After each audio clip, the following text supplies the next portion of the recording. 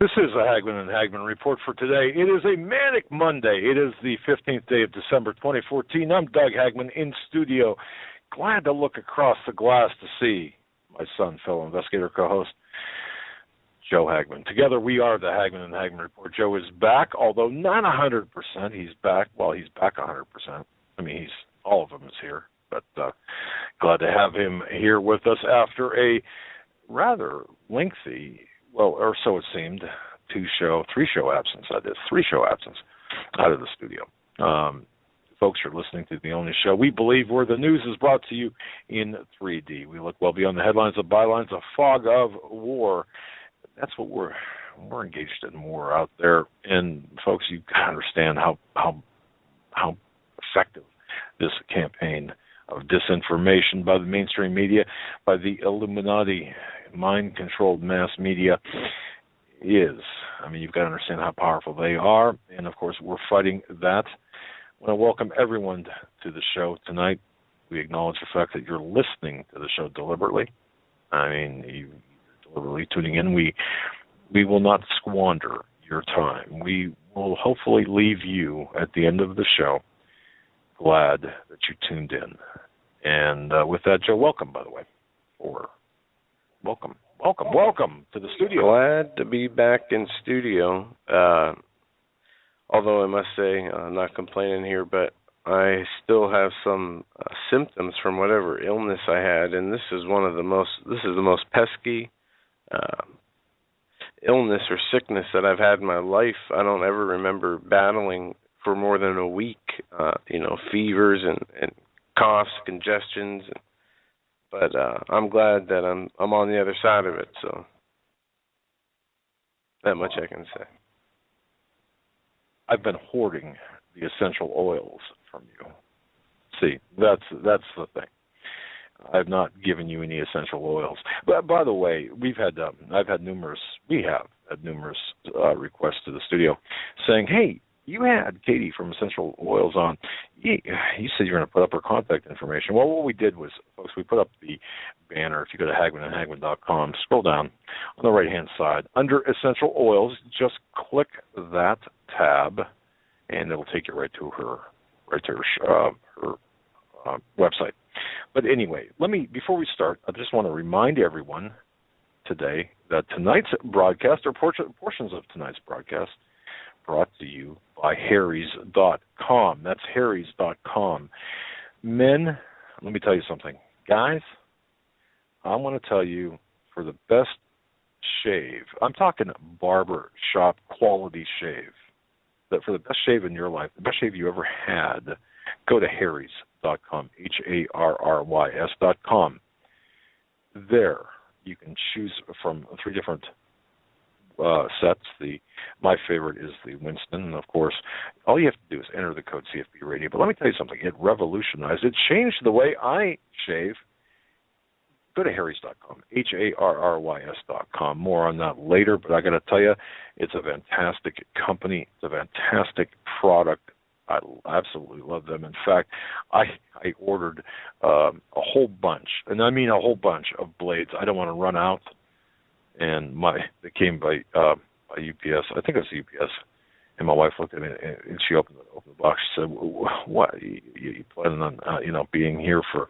You digging in? Are you? I mean, it was just incredible." But anyway, Harry's.com, and the coupon code for any orders is CFB Radio. More on that later. But Joe, we've got so much to talk about tonight. So much.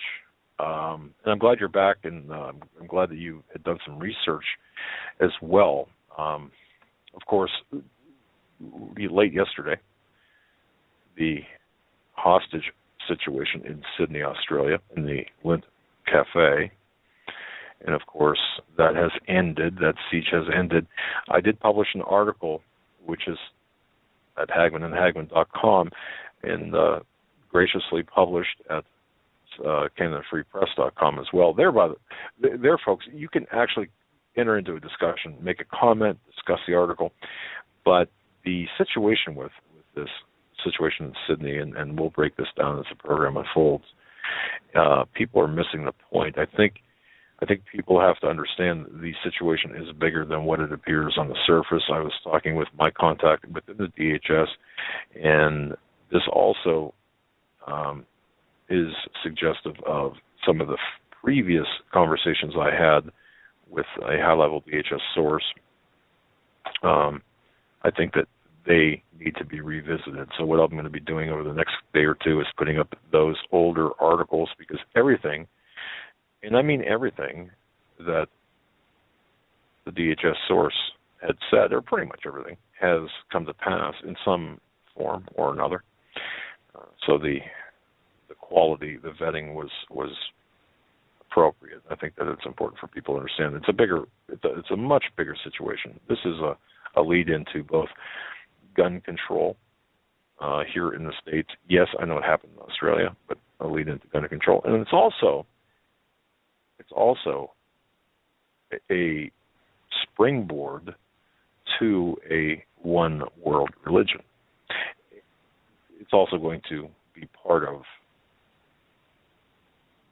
making U.S. law more Sharia compliant and criminalizing anything hate speech against Muslims. It's going to have a very big effect on being critical of Islam.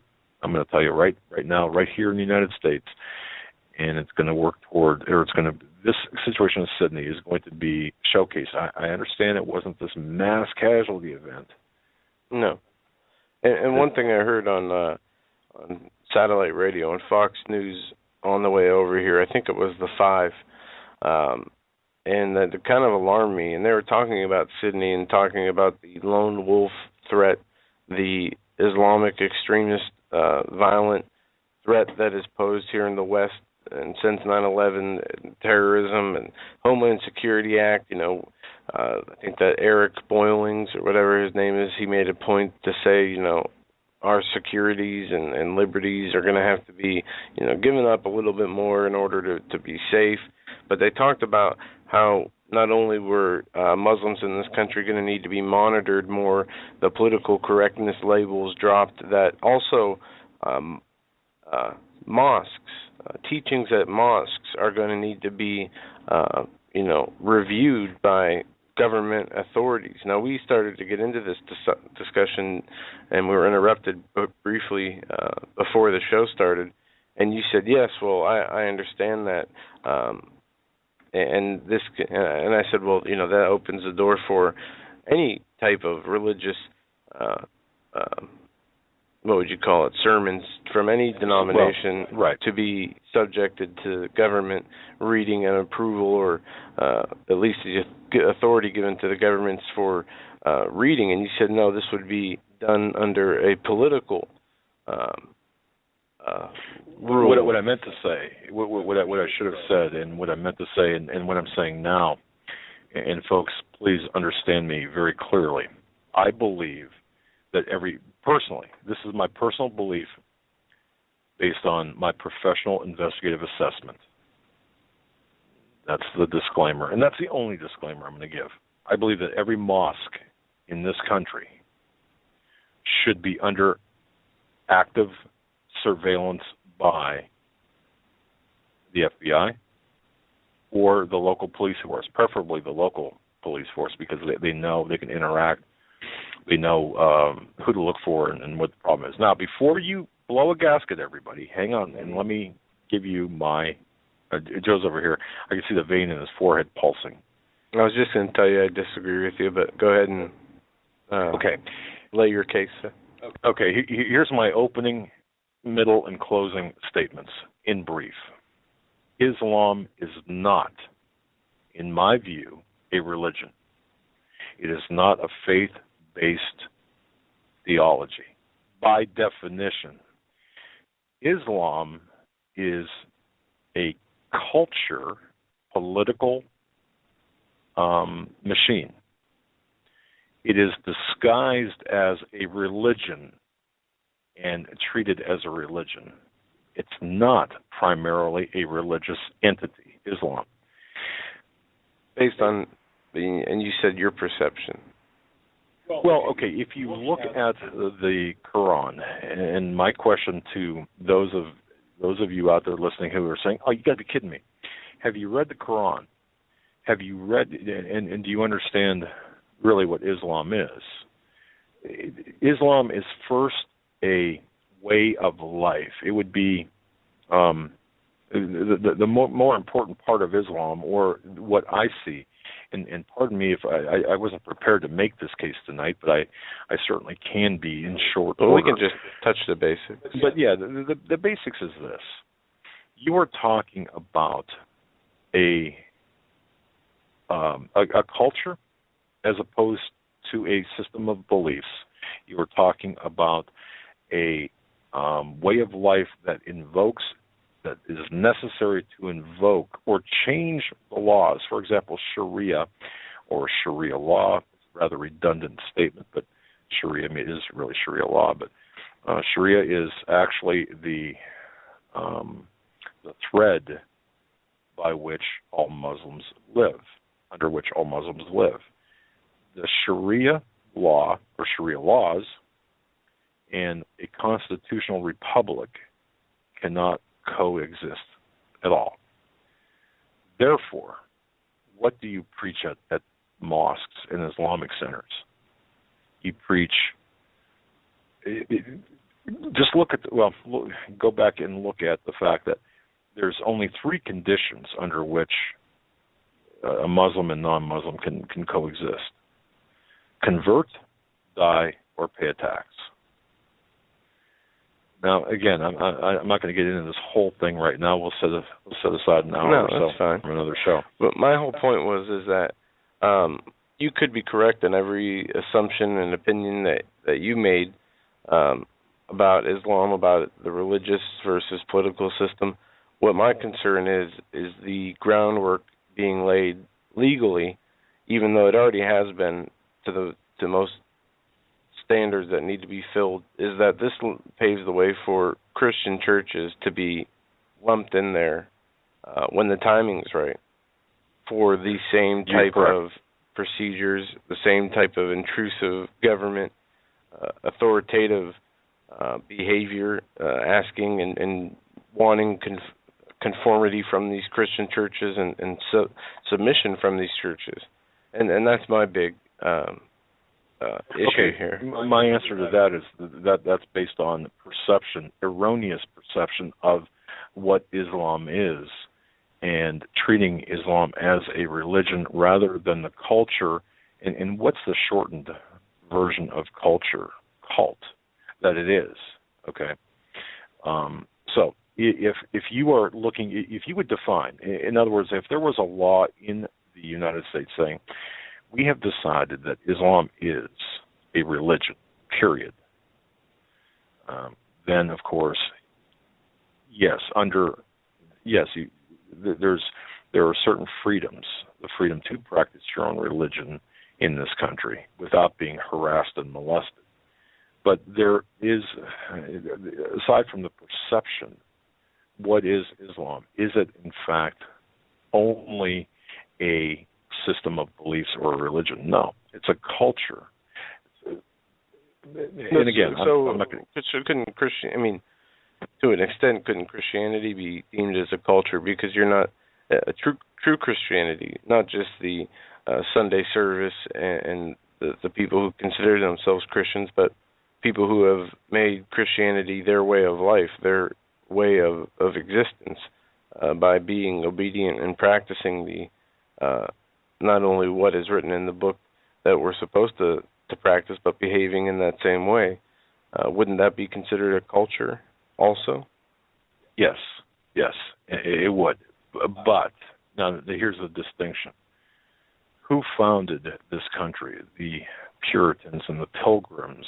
They founded it as a Judeo-Christian nation. Now, we can argue all day long, not you and me, but the people who think that, America was not founded as a Christian nation. Well, wait a minute. Go back to the Mayflower Compact. This nation was indeed founded on Judeo-Christian principles or Christian principles, and the freedom to be a Christian and to act as Christians in a free country. Now, I realize that this is extremely explosive, and people will say, wait, you're wrong, because... No, just think of it that way. Let's just think of it in simple terms. Build a house, Joe, and you build it so you have you build it to your specifications, and you invite the people into your home that you want in your home. Just apply that to our country. That's kind of my thought process, trying to create a mental image. Now, does that mean Muslims should not be invited into this country? Well, there should be a very high bar set for Muslims because of the lack of tolerance that they have shown. When is the last time, and don't give me that word, don't invoke crusades and go back to the Middle Ages, but really, when's the last time you heard of a fundamentalist Christian going into a Starbucks and, shooting some hostages, taking people hostage? Crusades. Yeah, okay. Yeah, give me my nerve back. But you see what I'm saying? And I don't believe I'm operating under a double standard here. The bar is very high. I know what you're saying. Low. But and the point I'm making here is something that neither of us are looking at, or I haven't disclosed with you or shared with the audience. The direction I'm headed here is, we know that soon there is a unification of a one world mindset brought in through an antichrist system, and that's being done through lying, signs, and wonders and deception. And that through this, they're going to use Christianity and any denomination of Christianity that won't go along with this new system as being an enemy or a infidel, a lone wolf, a threat to the community. And this is obviously something that is coming fast, but it's not coming immediately. And the people who do not agree or will agree to take the image of the Antichrist or agree to go along with the Antichrist are going to be considered hindrances in the order that has been created. No. Let me ask you a series of questions, and pretend like you're on the witness stand, like you've been many times. Okay. All right. First question: do you believe that we will ultimately be subjugated, or those?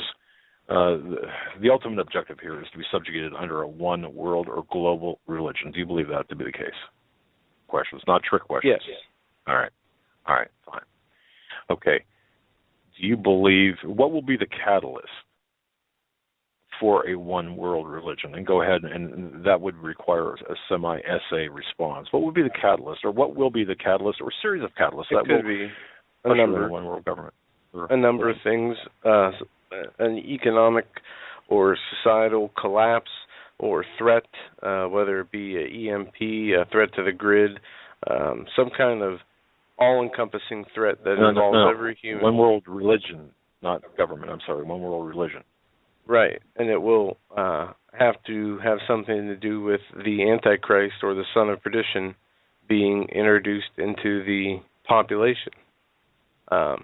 Whatever, if it's some calamity that he steps in, he being the Antichrist, as the savior of this issue, it's going to be political and economic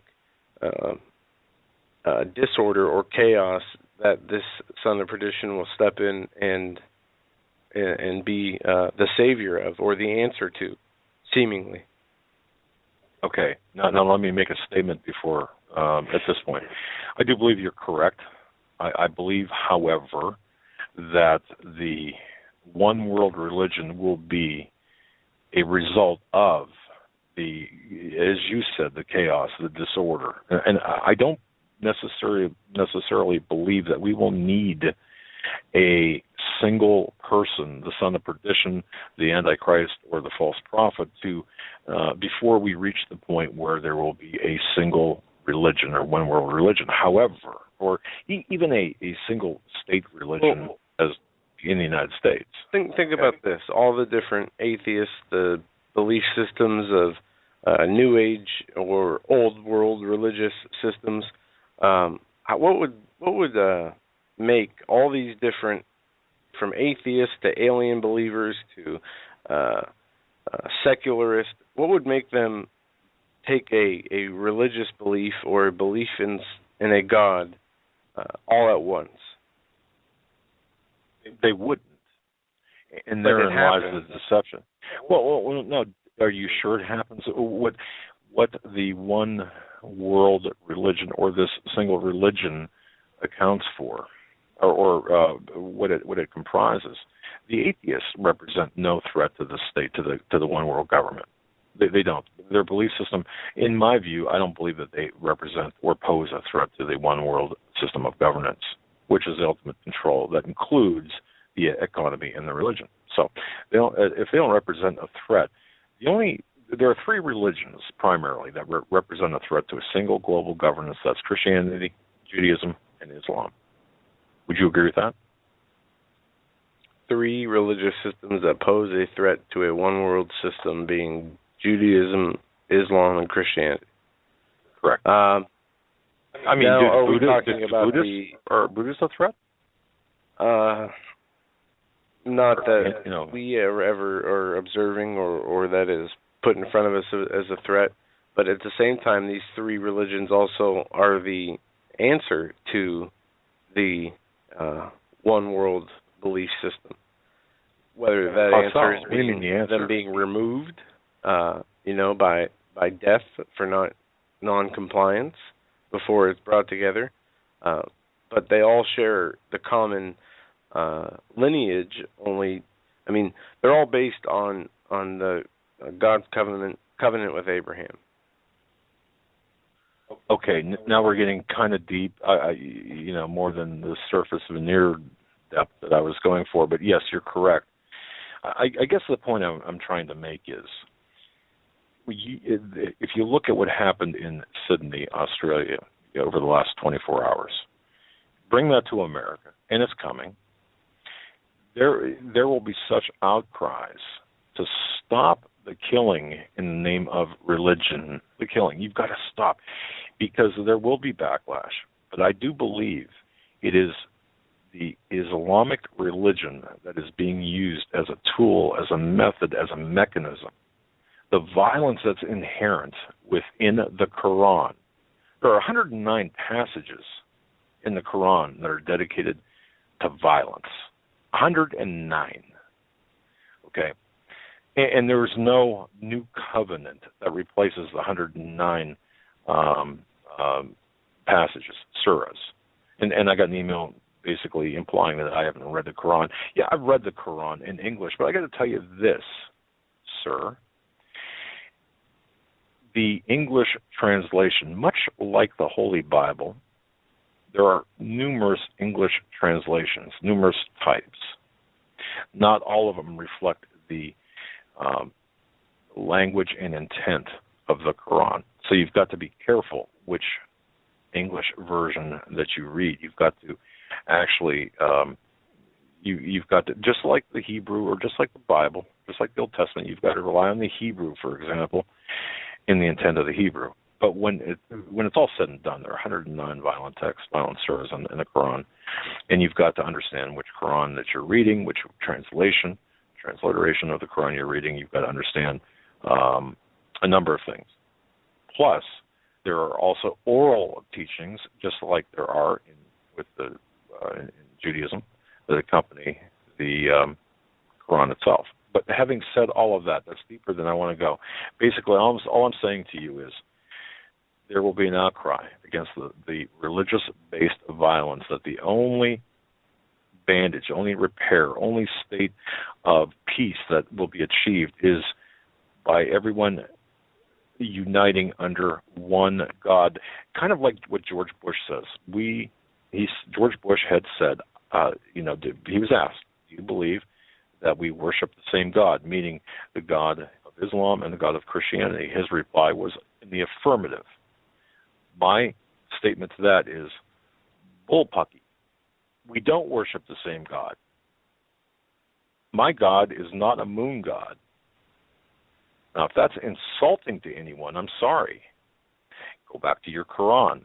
Go back to the Holy Bible, especially the Old Testament. Well, even the New Testament, the entirety of the Holy Bible. Either the 1611 or the current, or the King James Version. the bottom line here is the system, the one world religious system, I believe, at least in my view, is going to be ushered in because of violent activities such as what happened in Sydney, and it's going to be because of the Muslim attacks, which are inherent. I mean, Islam is inherently violent, period.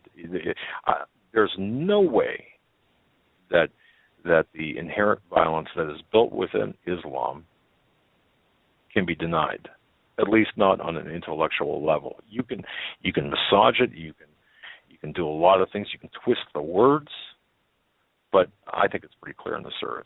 So having said that, I do believe that behind these attacks, including but not limited to 9/11 and Sydney, I think that there is a plan where these attacks will be used to create a stable, peaceful, all-encompassing religion that sounds good, that has a lot of frosting on it, but the cake is nothing but pure evil. Okay. No, I just wanted to discuss this, get into this a bit, because I hear, the few mainstream media clips I have heard have called for more government intervention into, what certain religious systems and in a very all-encompassing way, what they do, what they say, what they promote, what they talk about in their religious houses of worship. And it just concerned me that opening a door into, which had already been opened with the 2002 Homeland Security Act, but the intrusiveness is obviously not going to stop, and we know it has not stopped with the Muslim faith. We have seen how Christians have been labeled, marginalized, and called, threats and deemed their own classifications in DHS as being a possible, terrorist, domestic terrorist for having Christian beliefs. And they're not extreme Christian beliefs. They are sound doctrinal beliefs that we find in the Bible. And I just see it as a doorway to not only they'll open it up with we need to monitor the Islamic religions and what they say in all their houses of worships and publications, to, well, we need to do this to religion overall, and we need to do it now, and this is how it starts. And then they bring it into a what would you call it? They would synchronize it, as they state in their military definitions of the Hope Nations religions, where they only use the universally accepted definitions of what the doctrine says. They use their own interpretation, the host nation interpretation, or as an example, in Christianity, our host nation, America, their observance of Christianity includes gay marriage as being a part of Christian religion.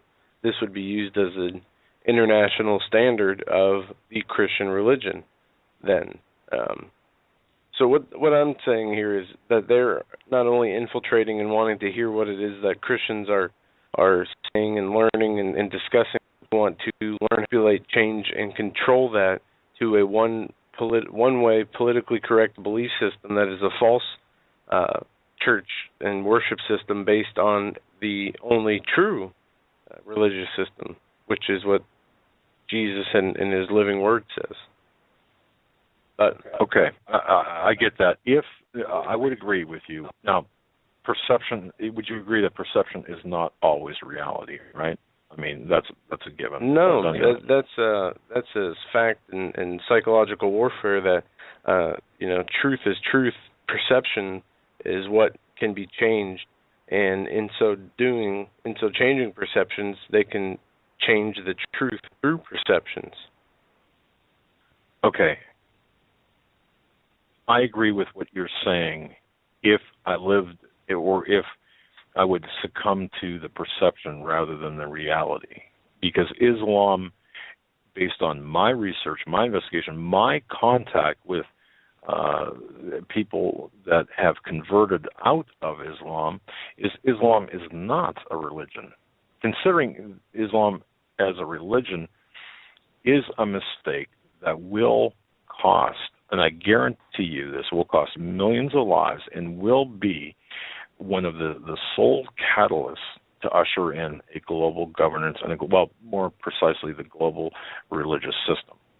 Because Islam is a political movement that was established and is set to conquer. The goals of Islam is to Islamicize the entire world. It's really and I've heard Ali Sina comment that Islam is the Borg of the non-fictional world. It's got one goal and one goal alone. It's you either assimilate or destroy. Now, that is not the Christian religion, nor is it the religion of the Jews. They don't answer the two different gods, two different gods, three different religions. And if Islamic centers and mosques were,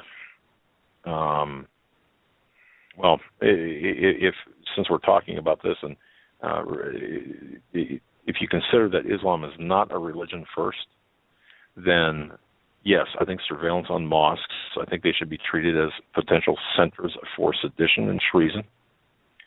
I really do. And comparing a mosque to a cathedral or a church, to me, is erroneous on numerous levels. Now, having said that, okay, that's why I don't have a problem with the surveillance of mosques, because they're two distinctly different entities. A mosque is not the same as a church or a cathedral or a synagogue. That's what I'm saying. Now, the perception, the public perception, many people will hear that and say, "Oh, that's bigoted, and you're an Islamophobe," and so on and so forth. No, let's get our definitions correct first at the base, and then we can discuss. So, on the other hand, if you believe that Islam is purely a harmless religion, then okay, yeah, then I can see your point. I can see where you are mistaken. Boy, that sounded pretty like Huber, for a pretty Huber statement there. I didn't mean to make it sound that way, but I can see where you're mistaken, where the same would apply to a cathedral or a church or synagogue. But in the mosques, you have discussion of assimilate or destroy, essentially. We can color it any way we want. In the churches, you've got go out and preach the word. Yeah, granted, there are, I'm sure, some fundamentalist way out there churches, but I don't think they conform to the true definition of Christianity. That's not the norm for Christianity, whereas it's the norm for Islam. And the reason being is it's a political movement with military and financial arms and that type of thing. So that's all, rather than bog down the program. But I think this situation in Sydney is going to be one of the catalysts that will propel the world, as well as other, and this will lead to other similar situations, I believe. And this is the basis for my column today, Canada Free Press and at Hagmann.com. I believe that this is going to lead one more step into this. We won't tolerate this kind of attitude, and one step closer to this global system of religion. I'm not asking for anyone to agree with me or disagree. I'm just stating what I believe, and you can feel free to believe differently. All right. Well, let's move on here to another important piece of news. This from Yahoo News. Washington undecided on UN resolution for Palestinian state. Israel said it hoped the United States would veto any moves at the UN to set a time frame for its withdrawal from the territory Palestinians seek for a state. But a senior U.S. official said it was too early to say. U.S. Secretary of State John Kerry will meet Israeli Prime Minister Netanyahu in Rome on Monday to discuss various proposals for a Palestinian state that are circulating at the UN. Later Monday, Kerry will travel to Paris for talks with the European counterparts and then on to London to meet Palestinian chief negotiator Sieb Erekat, and a delegation from the Arab League who will urge the U.S. not to use its UN Security Council veto to block the proposal.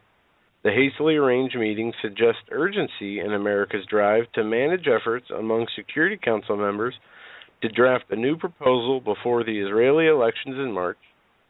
Kerry said on Friday he wanted to diffuse tensions during the talk.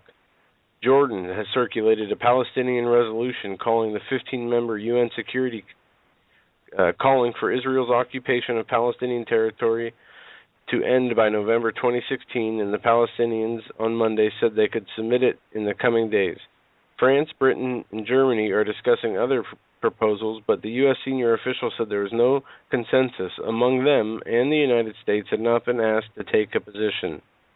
A senior Western diplomat said the Europeans were aiming for a consensus resolution devising a binding, unspecified time frame, and felt the Americans were now open to that possibility.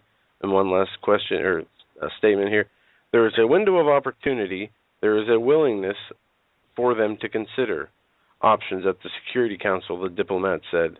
But the U.S. State Department officials in Washington had not decided to the Council's resolution, and this was the way things were left.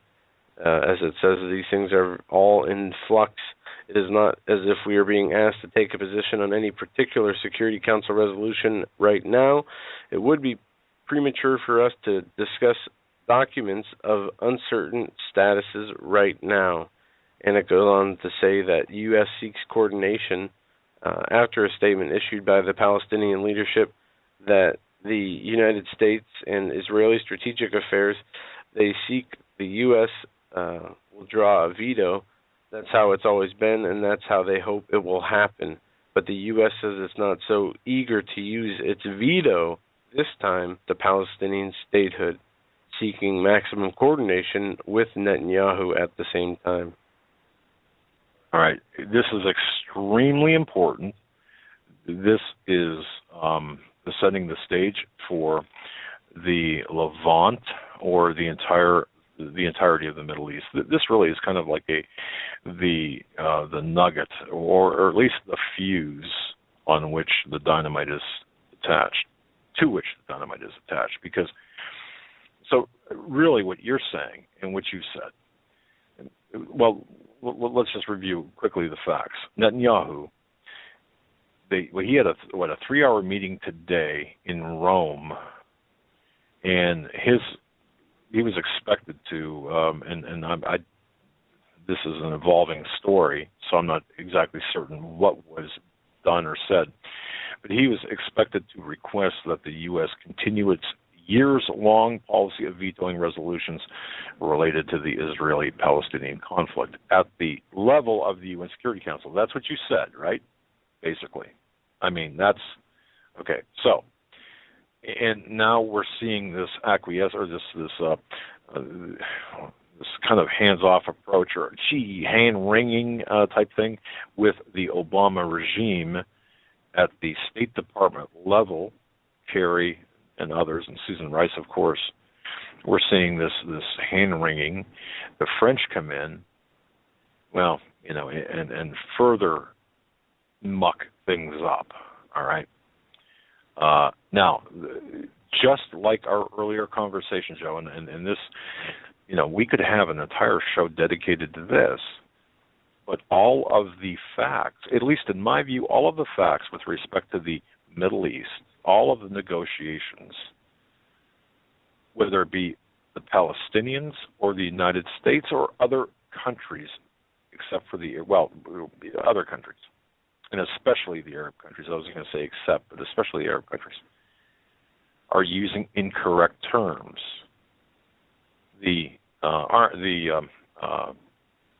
For example, occupation. Occupation. That's Israeli occupation. Meaning, what you're saying is that the title occupation is that they are illegally settled in the land. Exactly. That denotes an illegal settlement, and in fact, an illegal settlement. How can think about it like an occupying illegal? army? The United States was an occupying army in Iraq and in Afghanistan. But that's not correct. Right. In that sense, Iraq, or the U.S. Army in Afghanistan or Iraq, by definition, would be an occupying force. Would that same army be an occupying force on American soil. No. I'm not talking about martial law. I'm just talking about the presence of the Army. Okay. No, because it's our land. All of these terms that are being used when it comes to Israel, if you look at the Obama regime, the renegade in chief there, he is using inciting or insightful terms that are designed to incite and that are siding with the Palestinians, with the Arabs, with the Muslims. The lines were armistice lines. They're not geographical boundaries. They're based on armistice agreements. The land is not the Israeli settlements. Again, that's something designed. That's a phrase designed to incite anti-Jewish feeling. God gave. Okay, if you go back to the Bible, God gave Jews the land. We have a covenant. God made a covenant with the Jews, and did He not? I mean, you know the Bible, Joe, I'm sure better than I do. I was just going to say, what's your Bible say?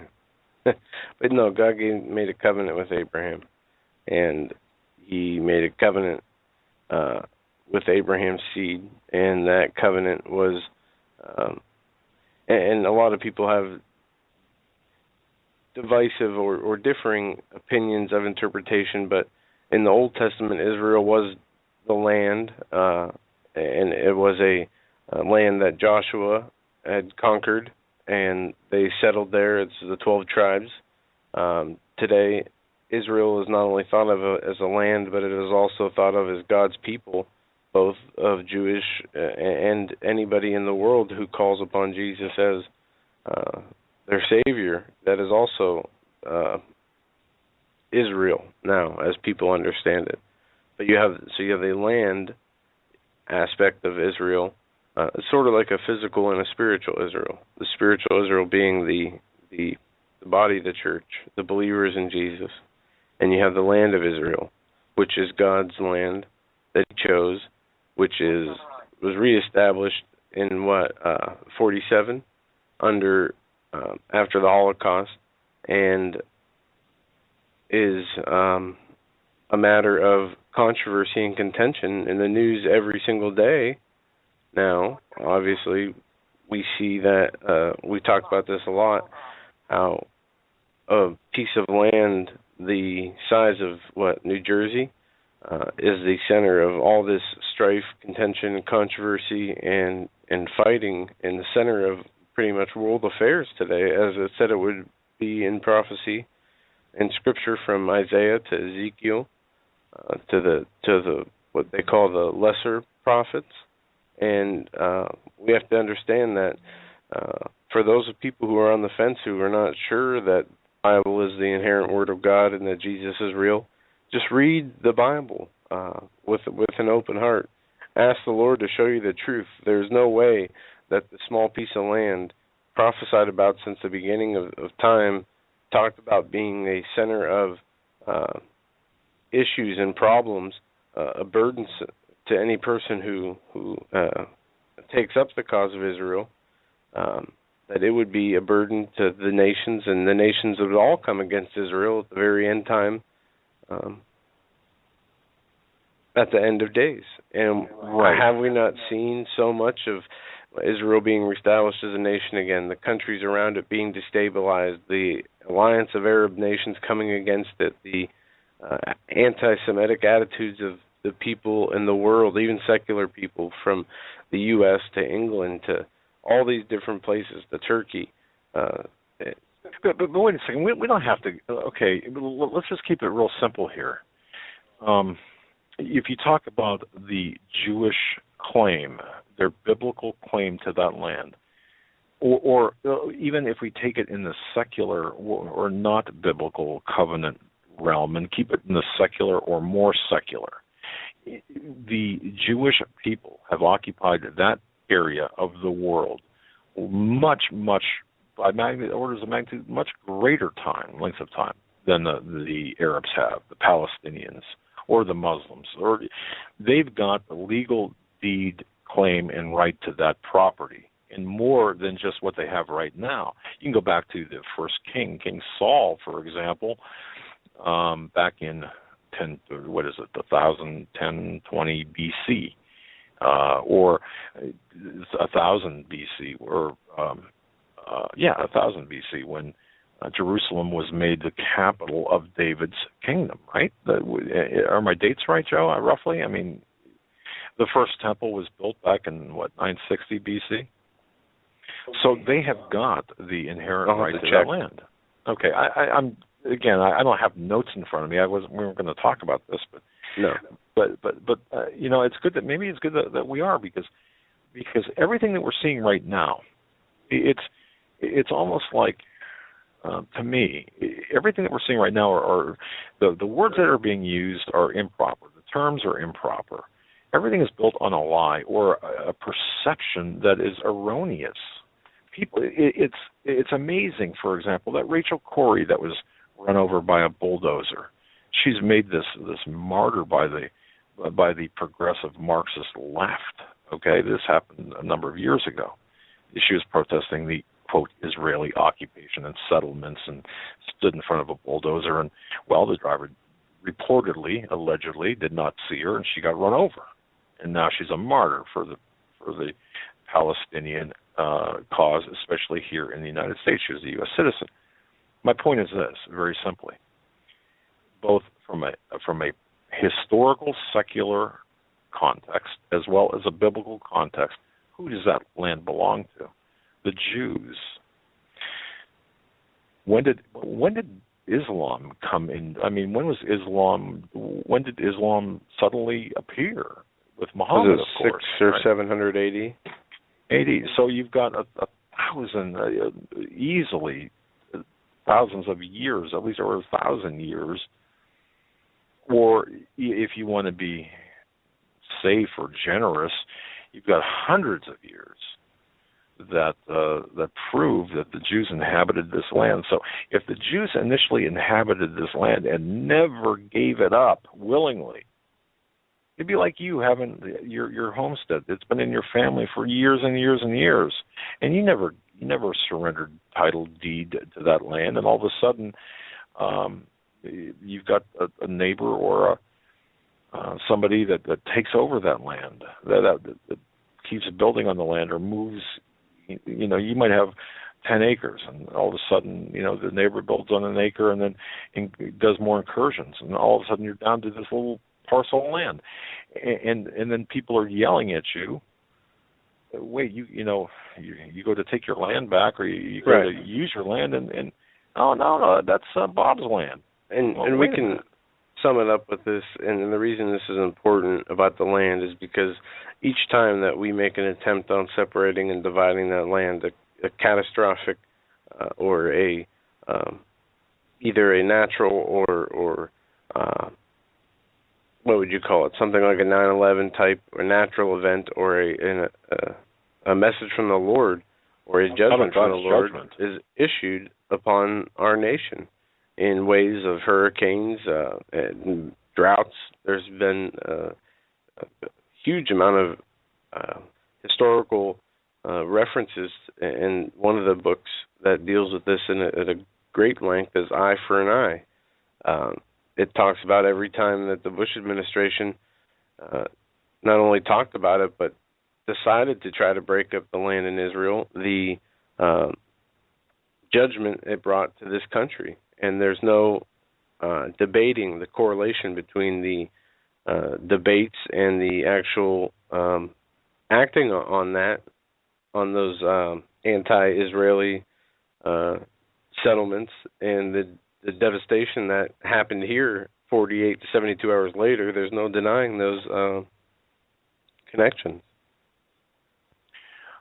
Right. I don't believe in coincidences at that level regarding those issues, and I do confirm or agree with you that look at the settlements of Gush Katif when Bush moved. And I think this is what you were kind of making reference to or alluding to. And, of course, we had Hurricane Katrina. Isn't it interesting, the same amount of land that was being given up. The Gush Katif settlements is the same amount of land that was affected by Hurricane Katrina.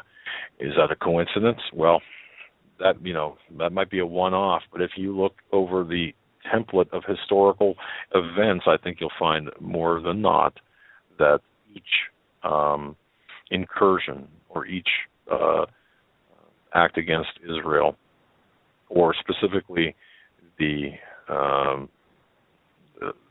covenant made by God, yes, I think that any rational Bible-believing person, or someone who believes in the Bible as the inerrant word of God, would believe that there's something more to it than just mere coincidence. That's just what I believe, and I think that an argument can be made to that effect. So I think what you said, yes, I'm agreeing with you. Joe, let me move to or go ahead if you want to finish that thought. Go ahead. No, go ahead. You move on, because that's what I was going to do here. Okay. Yeah, I just want to move to an email here that we got. Simi P. Thank you so much. And this struck me. I got this email today, and the subject line is bad feelings. And she writes, "Hello, guys. I hope all is well. Laying in bed, feeling bad about what is to come."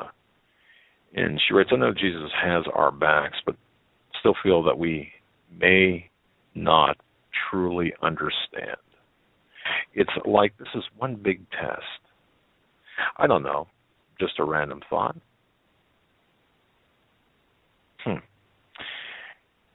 I've been hearing a lot of people say that they've got bad feelings, the premonition, and I don't want to sound new age, but the spirit will stir you at times, right?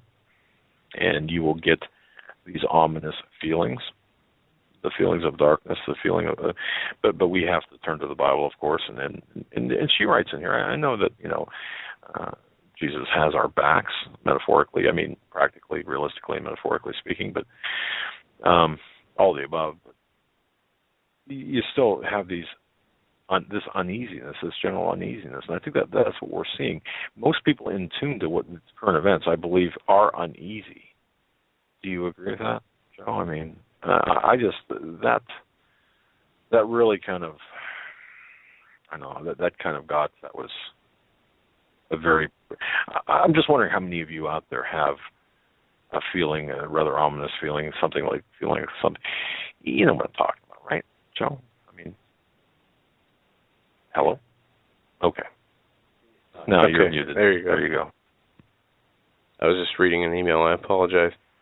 But no, I agree that there are a majority of people that have this overwhelming feeling of some kind of perception shattering or real life shattering event that's going to change everything. But the emailer was right in the fact, in their terminology, I'll just quote them, that says that the Lord has our back. And yeah, everything is done for a reason, and everything that happens in our life as believers happens for reasons, and sometimes we don't get the understanding of what those reasons were, until for years and years later, and it's not for our own benefit. It's for the Lord's benefit when and why we learn exactly what it is that He is teaching us through experiences now. But it definitely all happens for a reason, and I wouldn't let anything discourage us, because we have, as was stated, the Lord is on our side, and He does, as it says in the Scriptures, know how to save His own, and He knows how to protect His own and deliver His own, and He will do that. And no matter what is coming down the road, no matter how bad it seems, and when it does happen, no matter how bad it looks at that moment, it will be used for a better purpose, and it will be used for His purpose. It's interesting. Kind of an extension of that, I had a couple of conversations, one with Pastor John Kyle, another with Pastor David Langford here over the last couple of days. In this situation that really has nothing to do with anything in business, it was just I won't even get into it, but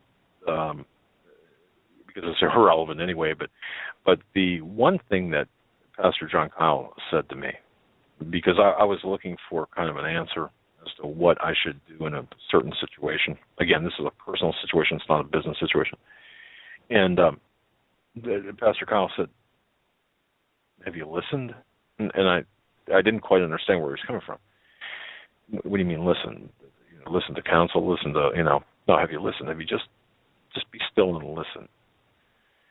And, if you listen, I think, a lot of times we're busy talking, we're busy spouting our own opinion, we're busy trying to convince others of our own opinion.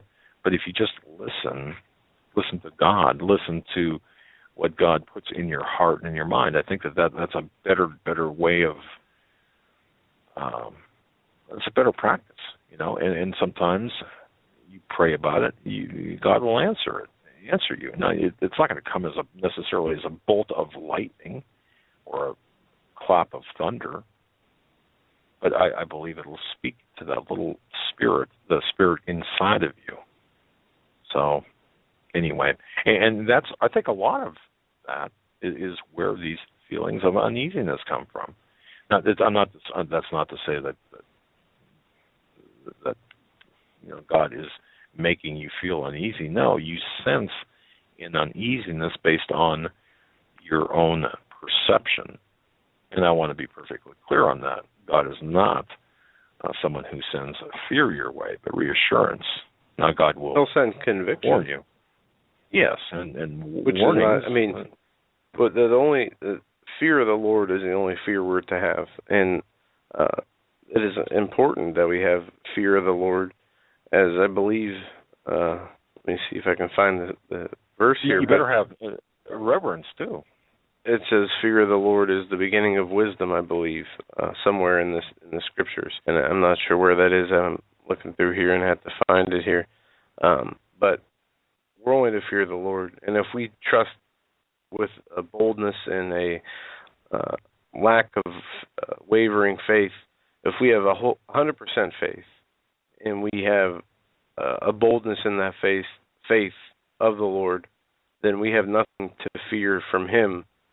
But we are to fear Him in the sense that He is the beginning and the end. He has everything under control, and we are, as you said, we have a spiritual aspect to us, and we are of the carnal nature as well, since the fall of Adam and Eve. And for the Lord will take care of His own, as I said, but we need to only fear the Lord. And this goes back into the people who say, you promote fear and this and that.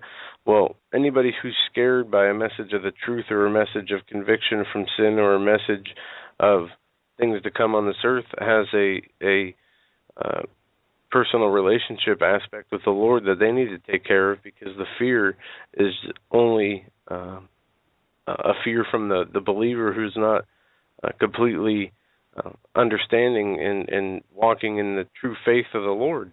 And I say that from not a accusatory or telling somebody that they're lacking in their faith, but from my own understanding of how my fear works and the things that shake me up. It's usually my lack of relationship with the Lord is the reason for my fear, and those fears can stem other emotions, anger and frustration and biases and things that are easily avoidable if we just do what Pastor Kyle said and listen, instead of trying to figure everything out and let the Lord input that information we're trying so hard to figure out, because sometimes there's things we can never figure out. But if we spend 3 minutes in prayer and silence with the Lord and ask Him for the clarification, He can give it to us right then and there. Very well said. Thank you, Joe. Very well said. All right. Folks, I want to thank you for listening. Those people who are listening from their patrol cars, yes, I want to say hello to you. I got notice that somebody is actually driving a school bus now. I want to say welcome. Thank you for listening. Tuned in via telephone. Thank you for listening. Also, people at work, I I want to say hello. Thank you for listening. Also, a special hello to the Remnant Bible Study Girls in New Albany, Ohio. They meet every Wednesday. Lori, Ann, Janie, Paula, Helen, thank you. Thank you for listening. God bless you. I want to say thank you to everyone who has tuned in. On the other side of the break, we're going to get into this Monday, December 15th edition of the Hagmann Hagmann Report. We are live in studio together. I am back from my illness. For those of you who have joined us late, I want to thank my dad for filling in and doing a great job not only on our show, but I volunteered us to go on Pastor Paul Begley's show. I believe that was Thursday.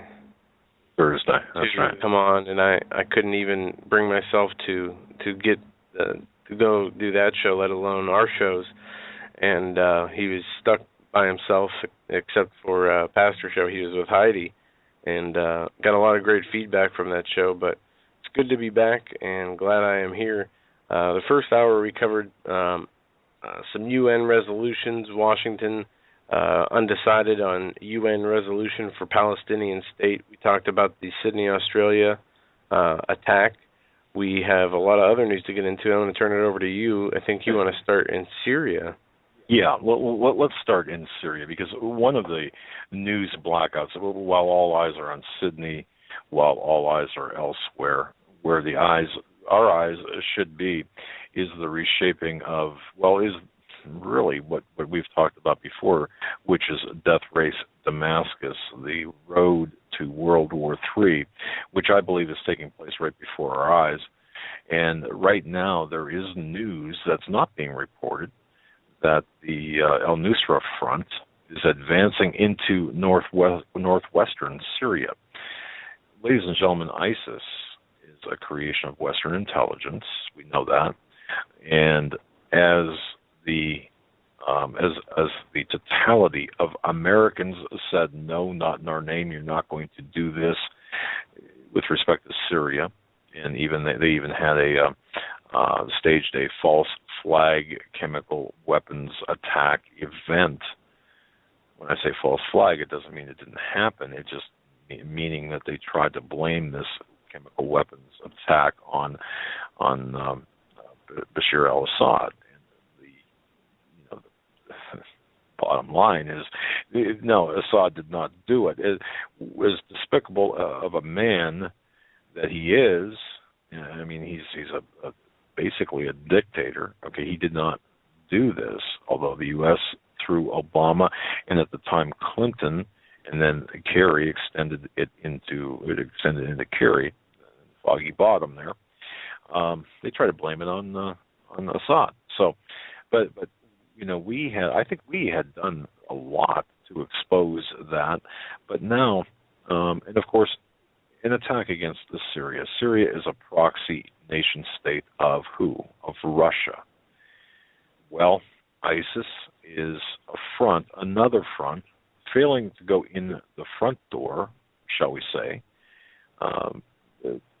ISIS was created to go into the back door and through the garage and then through the kitchen and basement windows of the nation of Syria. We opened another front. And through this front now, while the Syrian army is busily fighting off the anti-Assad rebels and, of course, ISIS in the southeast, another front has been opened in the northwest, and this by al-Nusra. And you're not hearing about this. That's al-Nusra, by the way, is the official branch of al-Qaeda in Syria.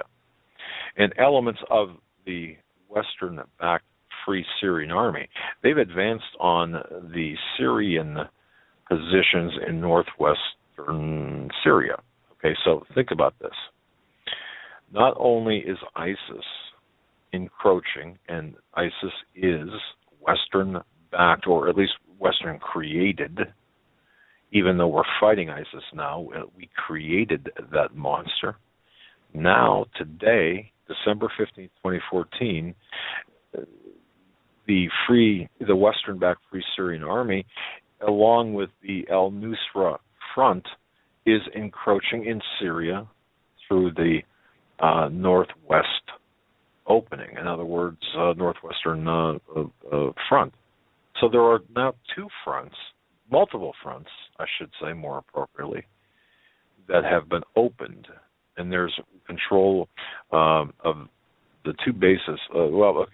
If you go back and look at the various military bases,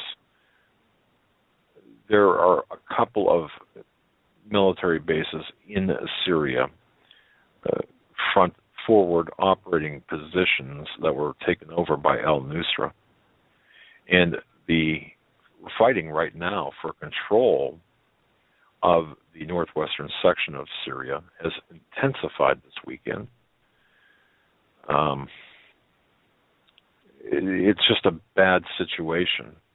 It's a horrible situation.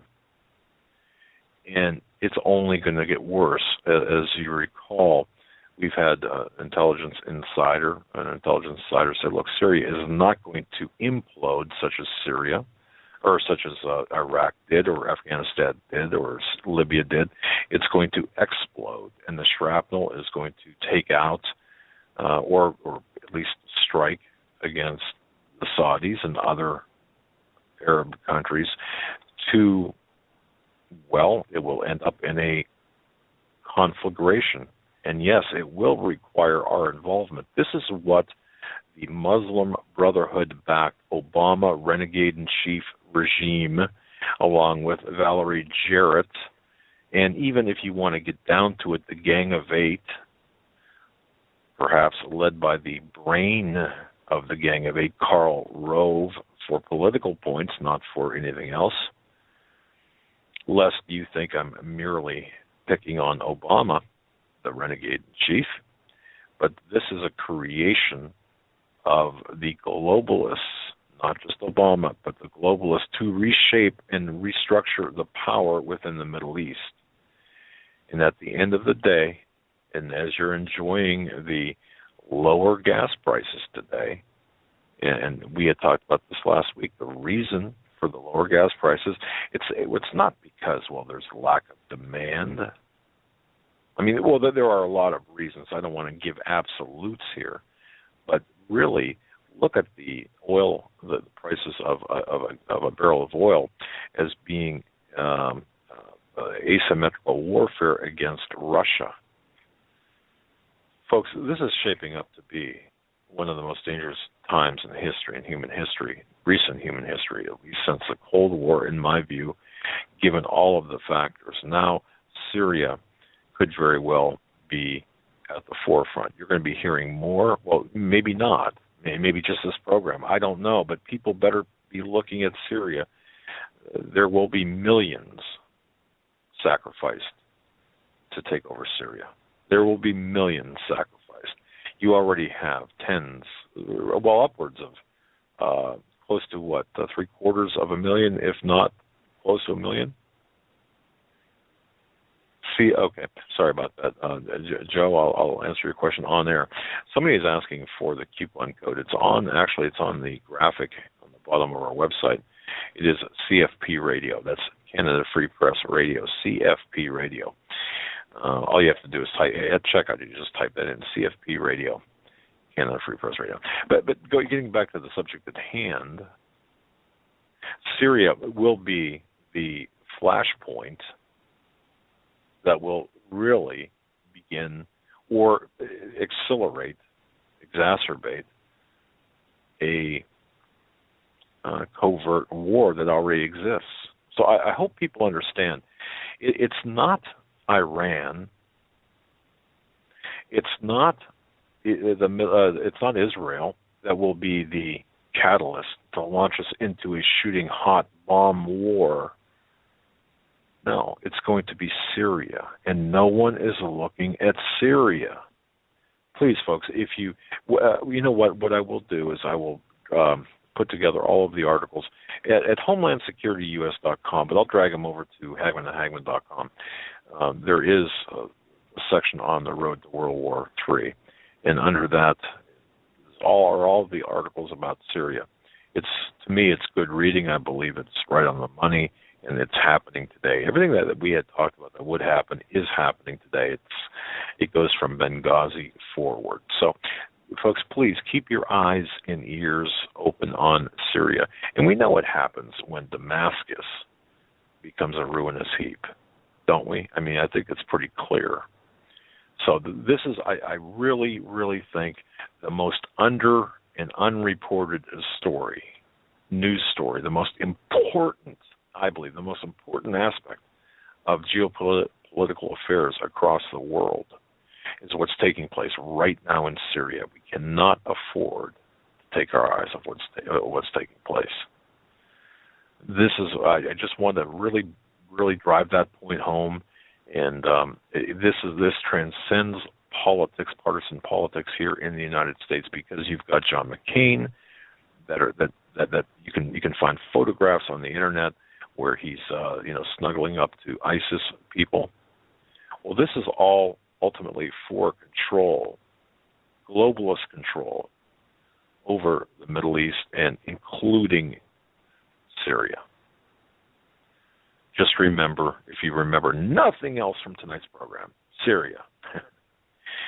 I mean, hopefully you will, but Syria is the real keystone here. I'm not saying Israel is not important or anywhere else, but Syria must be elevated to the level of importance required. All right.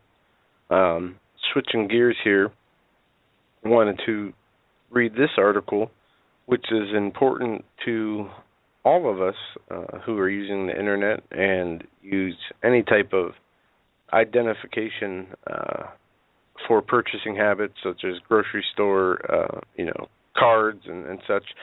The title of this article: New World Systems. Police are spying on social media and assessing your threat rating. New World Systems offers software that allows dispatchers to enter in a person's name to see if they've had contact with the police before. Provided crime data, Predpol claims that its software forecasts the highest risk times and places for future crimes. These and other technologies are being enhanced by traditional police work. Public safety organizations using Department of Homeland Security funding are set to begin building a $7 billion nationwide first responder public wireless spying network called FirstNet. Let me repeat that. Public safety organizations using Department of Homeland Security funding are set to begin building a $7 billion nationwide first responder wireless spying network called FirstNet. FirstNet is a giant surveillance network. You can go for more info to FirstNet, America's National First Responders Surveillance Spying Network. It goes on to say, beware, has been sold to police departments since 2012 by a private company, Intrado. The mobile application crawls over billions of records in commercial and public databases for law enforcement needs. The application mines criminal data, records, internet chatter, and other data to churn out profiles in real time, according to one article in an Illinois newspaper. Here's how the company describes wait, is this, just to be clear, sorry for interrupting, but is this first, now, are we talking firstnet.gov? Well, FirstNet is it, let me rephrase that. Is it the First Responder Network Authority? Yes. Okay. It is. If you go to firstnet.gov, First Responder Network Authority, why FirstNet has been obligated by Congress to take all action necessary to ensure the building, deployment, and operation of a nationwide public safety broadband network. Now, there's some keywords in here. See, okay, wait a second. I read this, okay, and 2 points real quick. I read this, and I kind of blew this off because I thought, okay, all they're trying to do is just create this dedicated intranet or this broadband network dedicated to first responders. Well, what's with the broadband? Don't the police already have this through their means of communication, from computers to CBs to their all their different devices of communication that they have? That's a good point. Yes, I understand that. But if Well, think of it this way, and again, I'm coming from a position of ignorance on this because I kind of blew this off. I didn't think it was important. But think of it this way. If you're in the city of Chicago and you're trying to communicate with Naperville, which is a suburb, we'll say, just as an example, or pick a city and pick a suburb and pick an agency, whether it's the police and then another agency, a fire department, in a nearby community. A lot of times you cannot communicate. And I remember, again, when I was a first responder, back in the horse and buggy days, we actually didn't have that capability of interagency communication. So that's the way I looked at this. But one thing, and then I'm going to shut up here. The one thing that kind of took me by surprise is the FirstNet. Well, the Middle Class Tax Relief and Job Creation Act of 2012 created this, funded this as an independent authority within the National Telecommunications and Information Administration. So I thought that was a little bit odd. But aside from that, I didn't see the threat here. But go ahead and enlighten us. It goes on to state that, and here's how the company describes itself on their network. It says, access through any browser, fixed or mobile, on the internet-enabled device, including tablets, smartphones, laptop, or desktop computers. Beware from Intrados searches, sorts and scores billions of commercial records in a matter of seconds, altering responses to potentially deadly, dangerous situations while en route to or at the location of a call. Crunching all the database information in a matter of seconds, the Beware algorithm then assigns a score to the threat rating to a person, green, yellow, or red. It sends the rating to the requesting officer. So it assigns a 3 out of a 3-tier threat level. It assigns a threat level to you. Now, what Wait a minute. It assigns a threat level. It assigns a threat level to the person. Okay, the cops are called on you. What this Beware program does is it goes through and scans all your social media posts. It scans Twitter, Facebook, anything on the internet about you. It scans all your information from real FaceTime, if they've seen you walking through airports, or it basically scans all your lifetime historical and current real-time data information that it can in a matter of milliseconds through an algorithm and sends a threat rating or threat score based on the evidence it finds on your online presence or your through the combination of your online presence and social media posts to the travels you've put in, the money you make, the belief systems you have, the everything about you.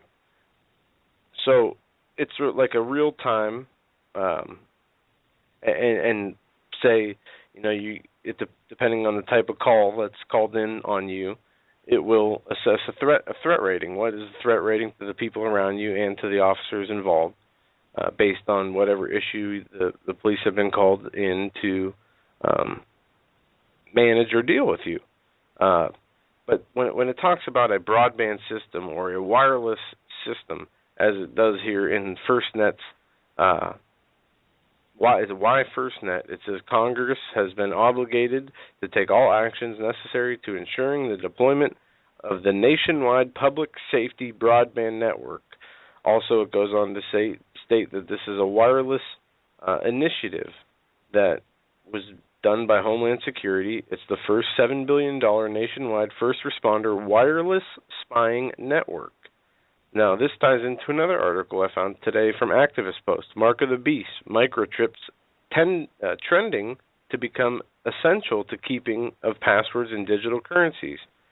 It goes on today and says mandatory RFID chips for humans are still a distant and creepy possible future. This is from the article. In my words, I'll say it's the law already. It just has not been made mandatory. But yeah, thank you for bringing that up. I'm not so sure how far in the distant future this is, based on what your research has shown me, the papers you've shown me, it seems to be a very ambitious program that may see the origins here in the next 24 months. Go ahead.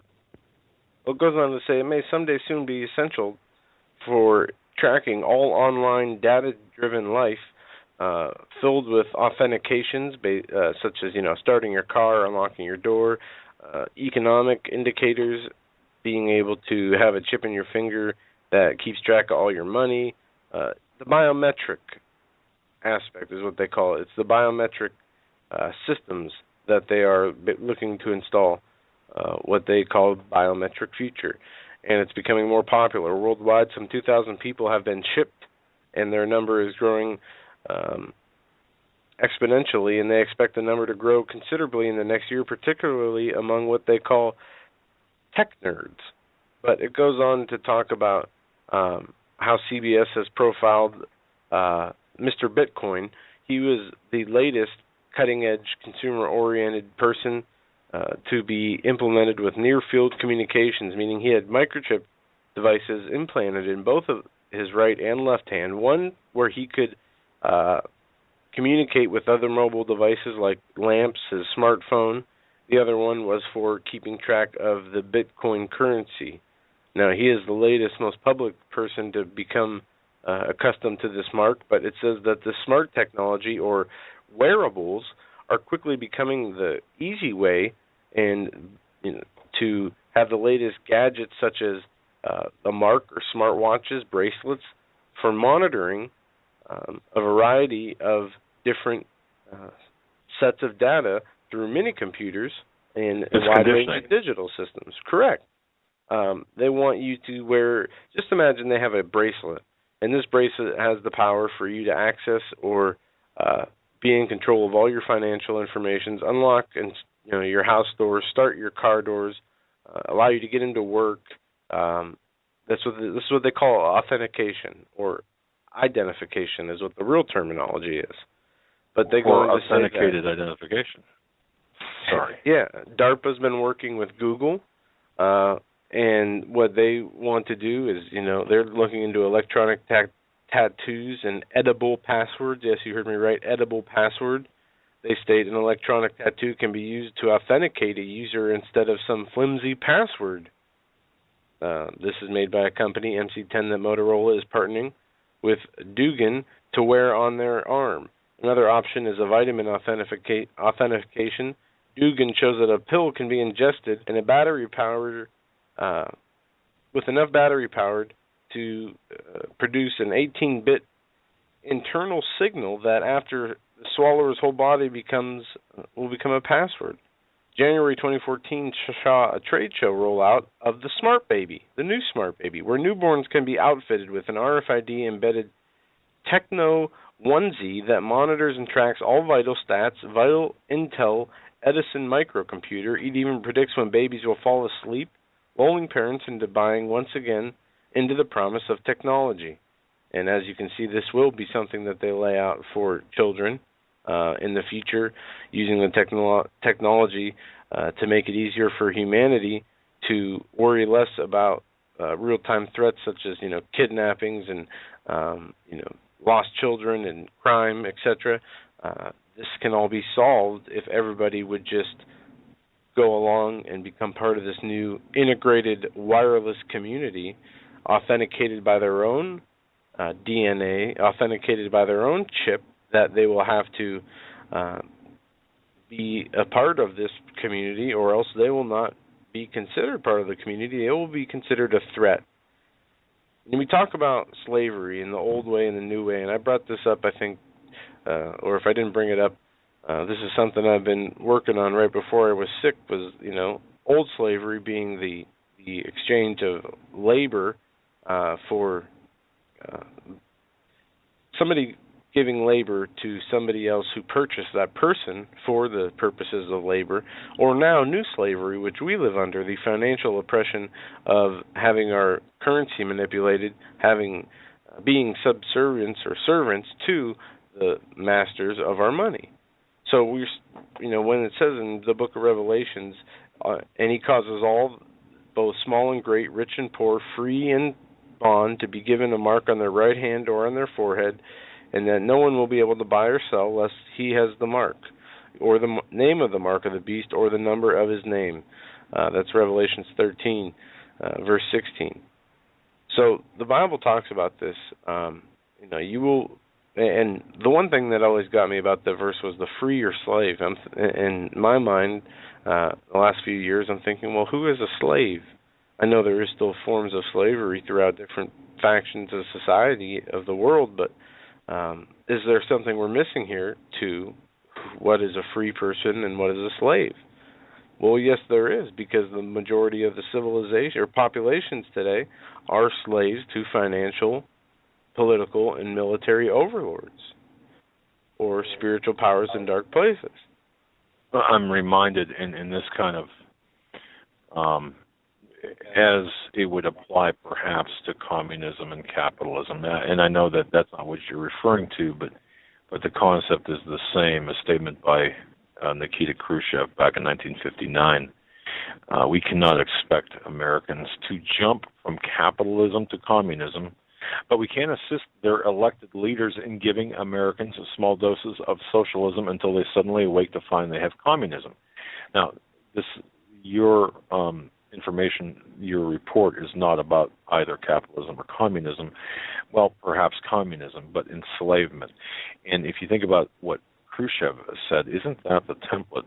In other words, let's give people these small doses. Let's condition them. Let's inch them toward the toward the environment where they will be more accepting of the mark, and especially let's toss in some imprimatur, perhaps by the Pope, the papacy, the Vatican, or other religious evangelical leaders. This is so. What you're saying, for example, is what I hear you saying is a number of things.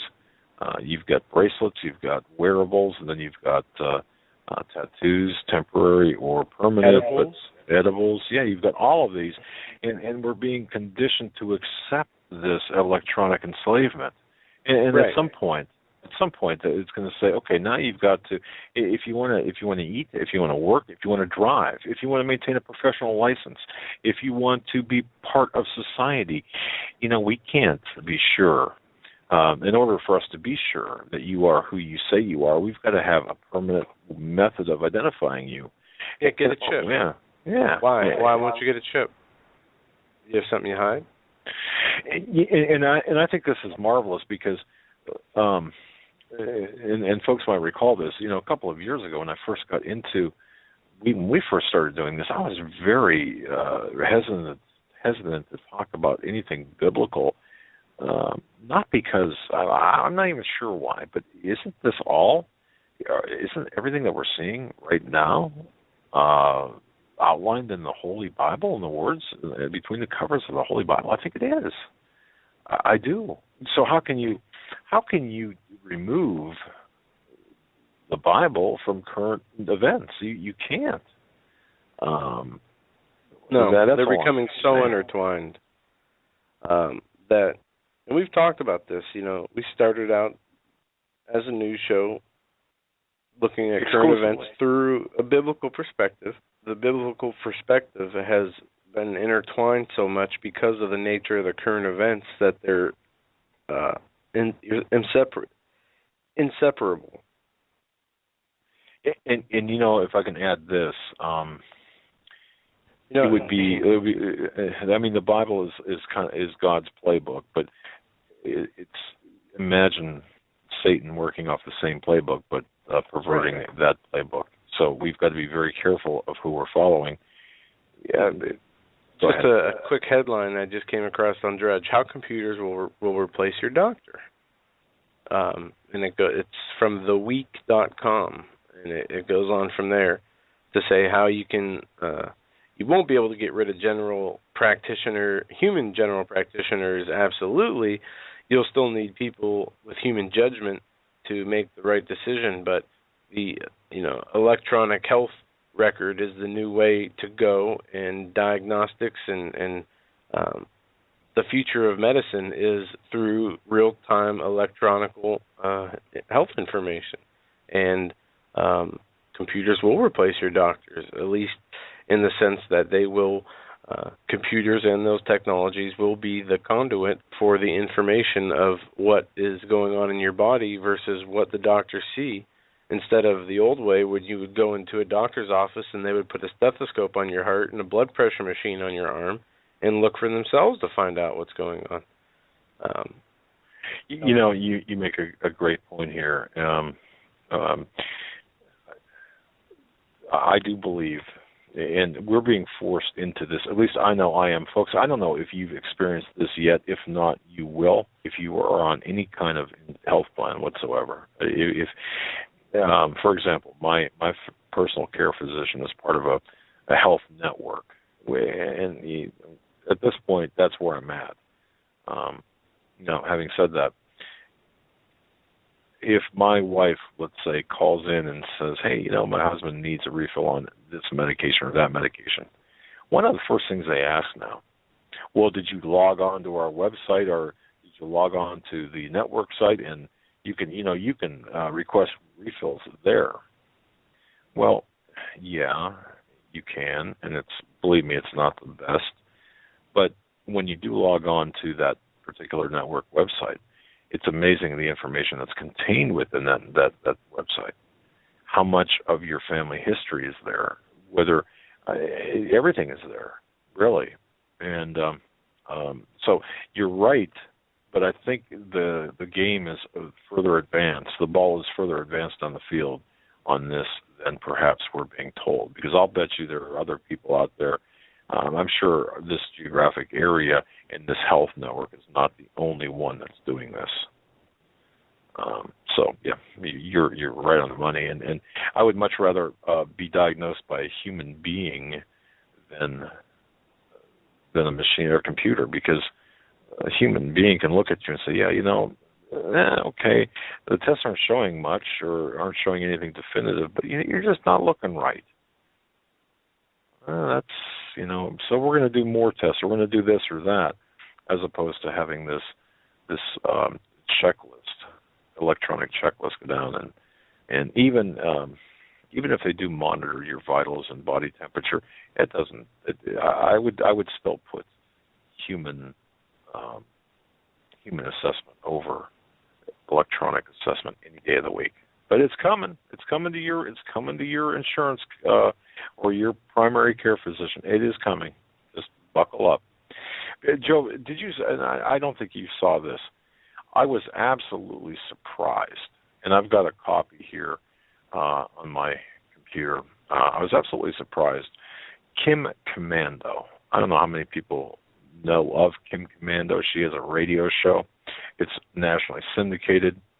It's KOMANDO, KOMANDO.com, or I think Kim Commando. I'm not sure, but you can just search Commando, Kim Commando. She had posted or linked to a story. Did you know this? And then we can move on. That let me just see here. She had posted an article or a link to an article that listed vehicles, all the vehicles that had event recorders or black boxes in them. Now, I thought, Joe, when would you think that the black boxes for vehicles would have really started? What would your guess? 2012. Try like 1994. Okay.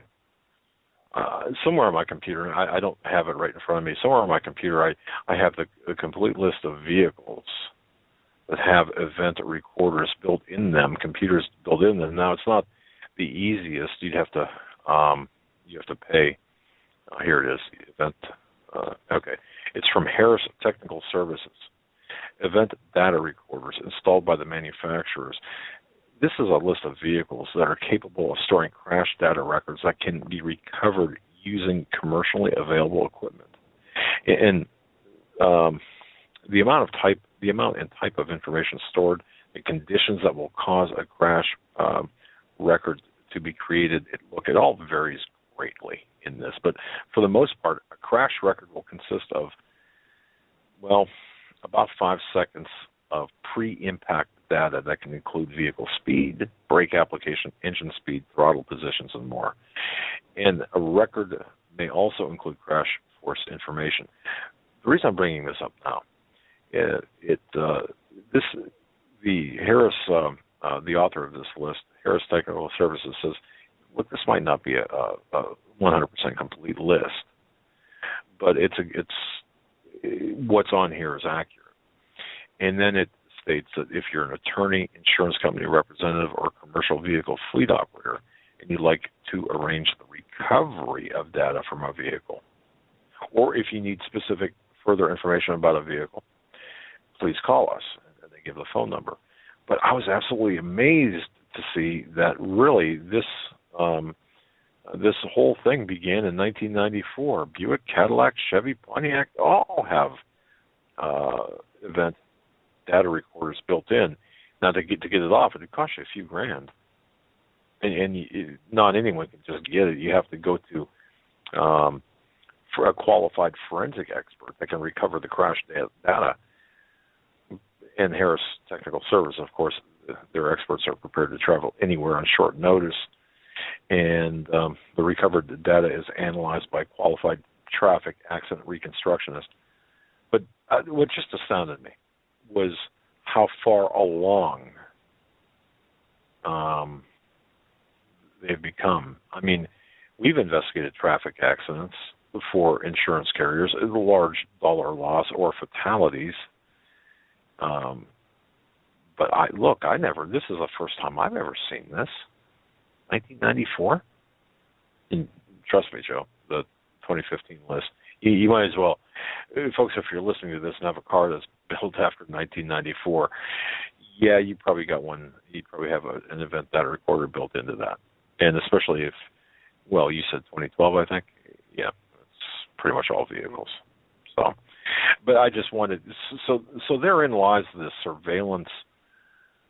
That's just another example of what you're referring to. And about we talked about the shadow government and the surveillance state last week when you were out, or I did, trying to make the case that everything that we do is pretty much under surveillance, and it provided examples and even current examples. But yeah, this is something. So prepare for the mark, I guess, right? Prepare for the mark. I don't know. Prepare for the electronic health record implementation, whether that's the actual mark of the beast or not. Is yet something that, for me, that I have not been shown. But, I'm not going to assume anything.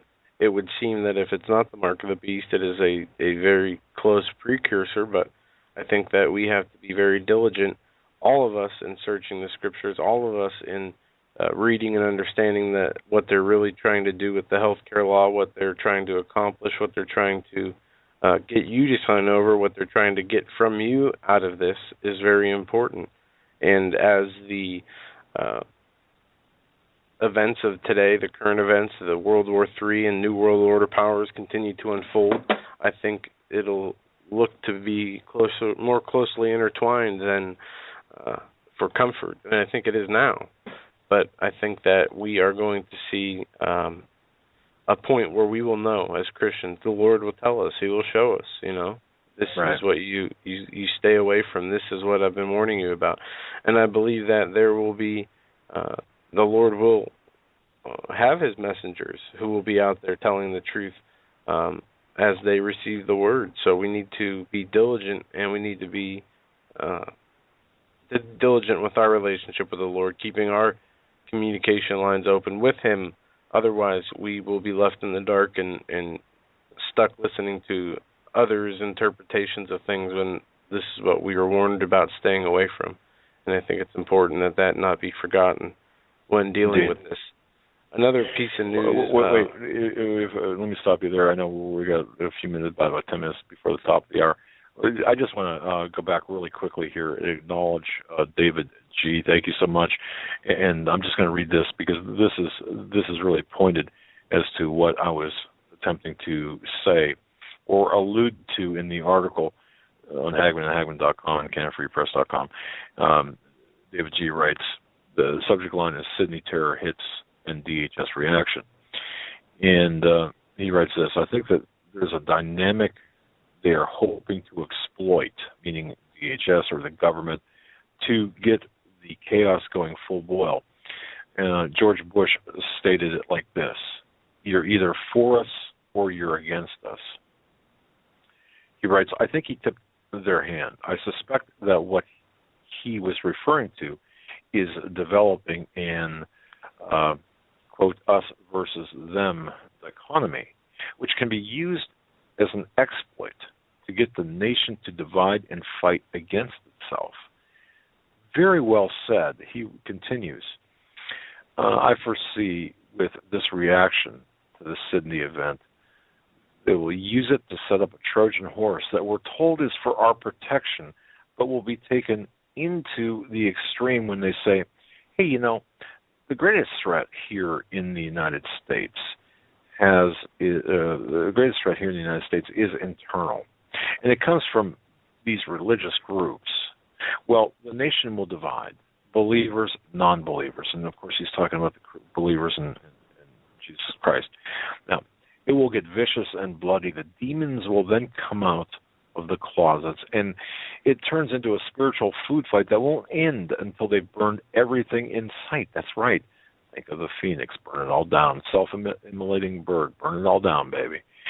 Stand by, because they have been stirring the pot for years now, and they're just about ready to serve it up. I couldn't have said that any better, and that strikes at the really the intent of that article today in my conversations with my DHS source about Sydney and about what DHS is doing. I'm going to be following it up because I do have additional information that I just need to clarify, mold, confirm, and go forward with. Go ahead, Joe.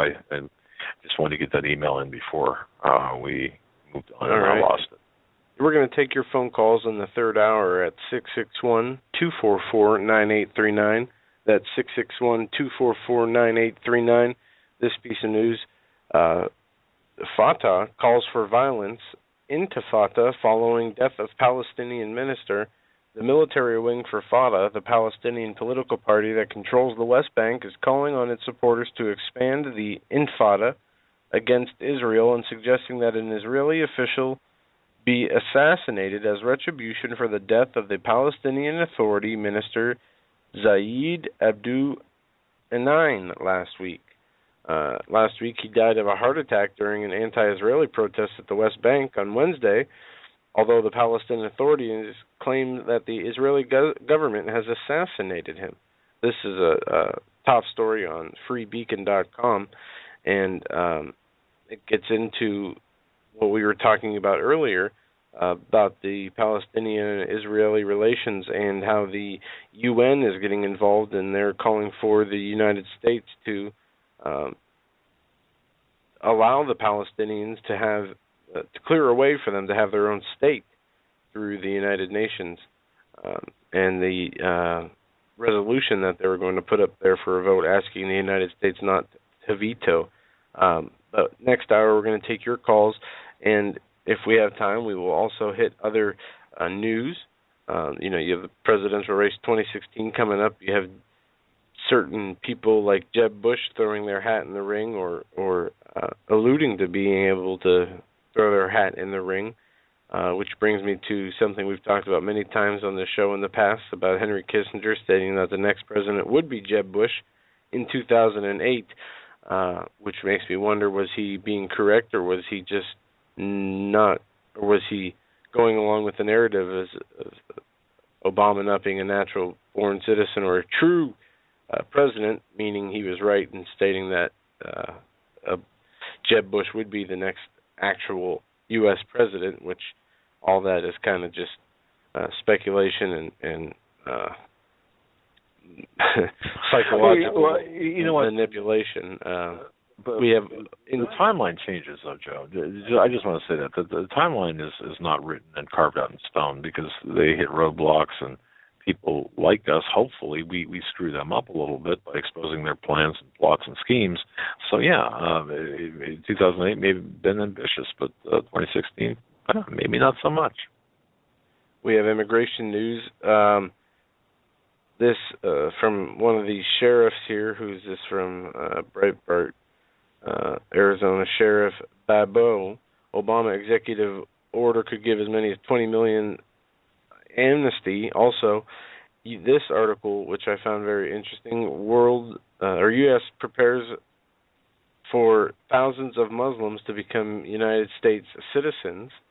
You have what we opened with in the about Sydney. Yeah, and let me just say this, Joe. Okay, and to all the listening audience, I don't believe that in order to become a United States citizen, you've got to swear to uphold the Constitution. You know, that you've got to agree to the laws of the United States and the Constitution of the United States. I do not believe that a full-blown practicing Muslim can, without reservation, do that and keep his Muslim faith. I don't believe that. And I would defer to people like Avi Lipkin, who knows Islam backwards and forwards, who studied this in this regard. So go ahead, continue. We have more articles about as robots grow smarter, American workers struggle to keep jobs. Also, we talked about perception versus truth. There's an interesting write-up: real versus perceived age, a matter of life and death. Here's a very interesting economic article. 2, Russia rate hike shock up 17%. 2, China Treasury holdings fall to lowest since February 2013. China's holdings of U.S. Treasuries fell to a 20-month low in October as yuan appreciation indicated less of an impetus to buy government securities. China held $1.25 trillion of U.S. debt as of October, a $13.6 billion drop from September. The Treasury Department said in a monthly report today, the nation remains the largest foreign holder ahead of Japan, whose stockpile increased by $1.22 trillion, reducing the gap between the two countries to the narrowest since September of 2012. The yuan rose 4% against the dollar in October as the government moves toward market determination exchange rate, part of the effort to expand the currency's use worldwide. The less China intervenes to weaken its currency, the less it needs to buy securities such as treasuries.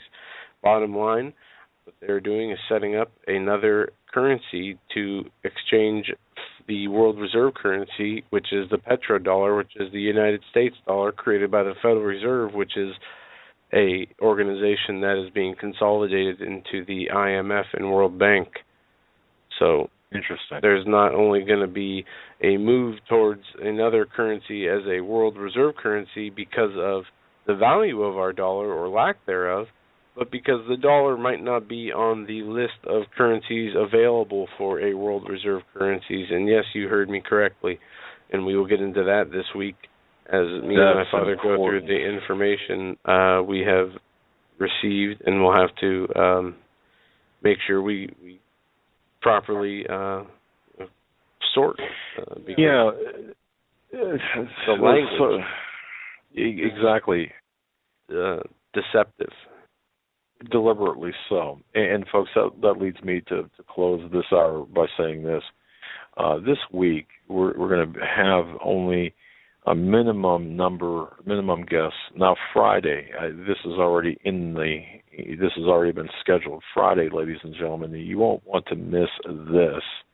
We have scheduled Greg Evenson and Steve Quayle to talk about the noose that's being tightened around all of our necks. Well, it's about time that we need to step off of that trap door of the gallows. That's Friday, Steve Quayle and Greg Evenson. And while we're talking about scheduling, I just want to let everyone know, Joe and I decided we talked today, and here's, just like last year and the year before that, we will be broadcasting live on Christmas Day. In other words, our regular time on Christmas Day and on New Year's Day, because we know all too well that there are people out there who don't have family and would like the company. And you know what? We'd like the company too. And we're so honored that you invite us into your home, and we know that some people, emergency workers, have to work, and we'd love to keep you company then too. Now, the only days that we won't be broadcasting would be New Year's or Christmas Eve and New Year's Eve. We ask if Christmas possible. Eve is and New Year's Eve are both a Wednesday, 24th Right. Wednesday, 31st Wednesday. But yeah, Christmas and New Year's Day we will be here and we will be live. Exactly. No replays, no canned replays. It's all live, and we want to be with you on this joyous time of year. And of course, the New Year's Day being a new beginning, first show of the year. But we're so grateful that you invite us into your home, folks. With that, just want to tell you you're listening to Welcome back, ladies and gentlemen, to our third and final hour of this Monday, December 15th, 2014 edition of the Hagmann Hagmann Report. We're so blessed and honored that you are joining us tonight, and we are opening up the phones now so we can hear from you at 661-244-9839. That's 661-244-9839. We can get into anything we discussed today, from Sydney to many of the other topics we jumped into, both on and off topic. That's 661-244-9839. We're going to go to area code 713 first. 713, thanks for holding. Your first call of the evening. You're live on the Hagmann and Hagmann Report. Am I on the air? Hello? Yes, you are. Cool. Say, I've been listening to you guys for about 6 months, and you got a really good show. Thanks. And I'd just like to say that regarding Revelation tonight and an aspect that we might be further along this timeline than what most churches teach and what most people are ready for. Along with that, there's the aspect of Revelation chapter 8 and the 7 trumpets. Have you heard of it? Oh, yeah. We've heard of it, read it, studied it. What's your take? Well, my take on it is a little different. I used to believe pretty much the standard, teaching of Tim LaHaye and others. Probably you gentlemen did 2 years ago. But anyways, yeah, I think Bob, it's like we know what you're talking about. Yeah, I'm sorry. Yeah, we know exactly what you're talking about, and your mind has changed, I take it, a little bit, right, from that belief system? Yeah, and perhaps it's a little different than yours, too, in the aspect that, in my opinion, I believe what's different now is on the 7 trumpets, I think 5 have already sounded, and most of the church is asleep at the wheel. Let me just share with you the 5th trumpet and my understanding and how that's changed. And the 5th trumpet, it appears, just briefly, I won't read the whole thing, but essentially it talks about smoke coming up from the bottomless pit and about how locusts come flying through the smoke, having breastplates of metal, faces of men, sound of many thunders when they flew, stinging power in their tails to kill many that did not miss. And they had a king or ruler over them whose name was Abaddon in the Hebrew tongue and Apollon in the Greek. But right. in the Arabic, that name actually translates to Saddam. And so It appears that the 5th trumpet may actually have sounded in the early 1990s with Saddam Hussein. And so if that be the case, then that brings up the 6th trumpet as the next one ready to sound, which is, 24-some years since that 5th trumpet. And that 6th trumpet is the war that kills 1/3 of mankind, as being the next major prophetic thing to happen. And so that's pretty profound when you think about it and how that will affect all of us. And then the other thing I wanted to share with you was Revelation chapter 6 compared to Ezekiel chapter 6. If you look in Ezekiel chapter 6, 1 through 8, and Revelation chapter 6, 1 through 8, you see the same thing. What you see is, in Ezekiel, you see horses, 4 types of horses pulling chariots. And they're the same colors as the single horses in Revelation chapter 6, 1 through 8. And it appears, in Ezekiel, these horses actually represent spirits. And they, and if that be the case, then what we really have in Revelation is these horses representing spirits. And I've heard a good description on that, such that the white horse, where the rider is carrying a bow with no arrows, being conquered by peace, would be a good representation of that, would be Catholicism. It's an ism or belief system. And then there is the red horse, an ism or beliefism, and red is traditionally the idea of socialism or communism, like Red Russia used to be, or Red China. And then there's the black horse, whose tradition is capitalism. And finally we get to the pale horse, or in the Greek, green horse, and that symbolizes Islamism. So those are the four great belief systems or spiritual ideas represented in Ezekiel, with the same horses that would apply today. If that's the case, the four horses are already here, been here for quite a while. Actually, we're much further along this timeline than most people think. If you would, I'd wish you'd have a guest on the show one time, and that's a fellow from End Time Ministries.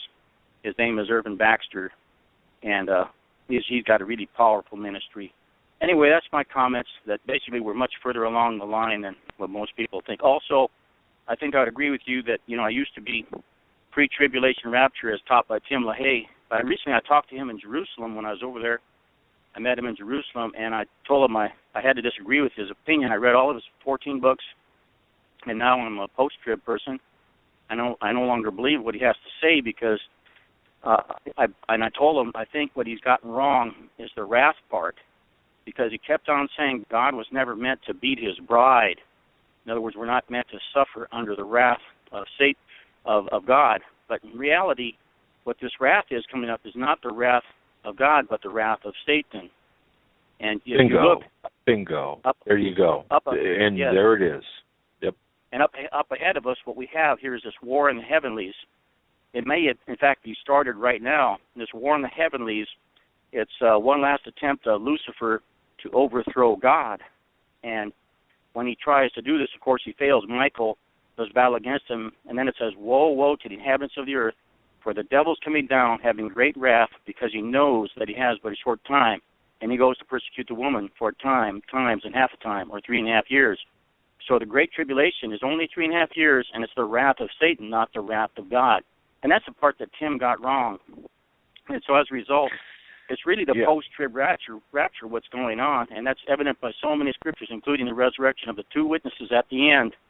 When they're resurrected, there's no poof, you're gone. Yeah, they go rise to their feet, and they ascend to the heavenlies along with everybody else in the post-trib rapture. Anyway, that's my 2 cents. If you could have Irvin Baxter on, I would appreciate it. Irvin, we will take a look. I'm not familiar with Irvin Baxter. I don't know why, but I'm not. Let me recommend a very quick read for you. Sure. Revelation 13 Revealed. It's by Voice of Evangelism.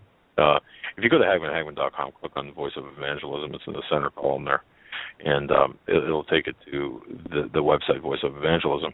You can go to the book section, Revelation 13 Revealed. It touches upon the what you're talking about in terms of Revelation. It's very strict in terms of keeping to the topic of the book of Revelation and specific to Revelation 13, but at its periphery touches upon what you spoke of. So it's consistent in many respects to what you said. Just an idea, if you want to get into. I think it's only like 100 pages or something. It's really it's a good read, but it's very interesting. So I just want to direct you in that respect. Oh, I think you might. Go ahead. I thank you. I thank you for the recommendation. I'll look that up. And if you will, endtime.com, Irvin Baxter, have him as a guest one time, and that'd really be great. And I'll keep listening to your show. You got a good show. All right, brother. Thank you much. God bless. Thanks for the call. Have a good night. All right, let's go on here. We're going to go to area code 423 next. 423, you're live on the Hagmann Hagmann Report. What's on your mind today? Hey, Joe. Hey, I'm doing good. How you guys doing? Good. Can you hear me all right? Yeah. This is Tommy, by the way. Hey, Tommy. Hey, I got something I want to share with everybody, You can give me a second here. There's a lot of Christmas bashing going on right now, and I celebrate Christmas, and we're not supposed to frustrate one another with these sort of things, you know? And Colossians 2:16 says, "Let no man therefore judge you in meat or in drink or in respect of a holy day or of a new moon or of the Sabbath days." Okay, I don't even believe Christ was born on December 25th. I think he was born in September, maybe even September 11th. But if you go back 9 months from that, put you right at Christmas. So I would consider the conception a very holy day. But believers need to quit frustrating one another with these things.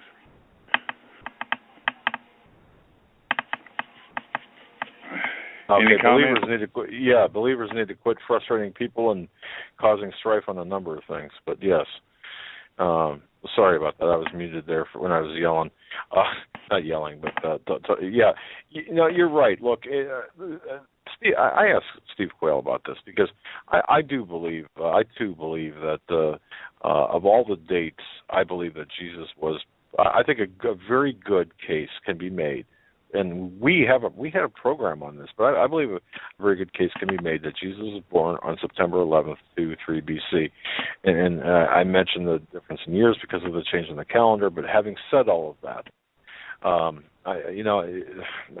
people will say, "Well, you're celebrating a pagan holiday. It's pagan to have a Christmas tree. It's pagan. Oh, it's pagan." Well, see, here's the thing. Everybody tells me that you're a pagan. Oh, you're a pagan, and I had a preacher actually cuss me out over this, and I said, "Do you wear a wedding ring?" "Yeah." "Does your wife wear earrings?" "Yeah." And I was like, "Well, do you know that goes back to the mystery schools and the worship of Saturn and the rings? I mean, everything is pagan." That's right. The money in your pocket. Yeah, the money in your pocket is the most pagan thing that you could have, a new world order without God. But nobody's getting rid of it. Oh, well, yeah. I suppose, yeah. People can, or you can give out your address. People can send their paganistic money to your address.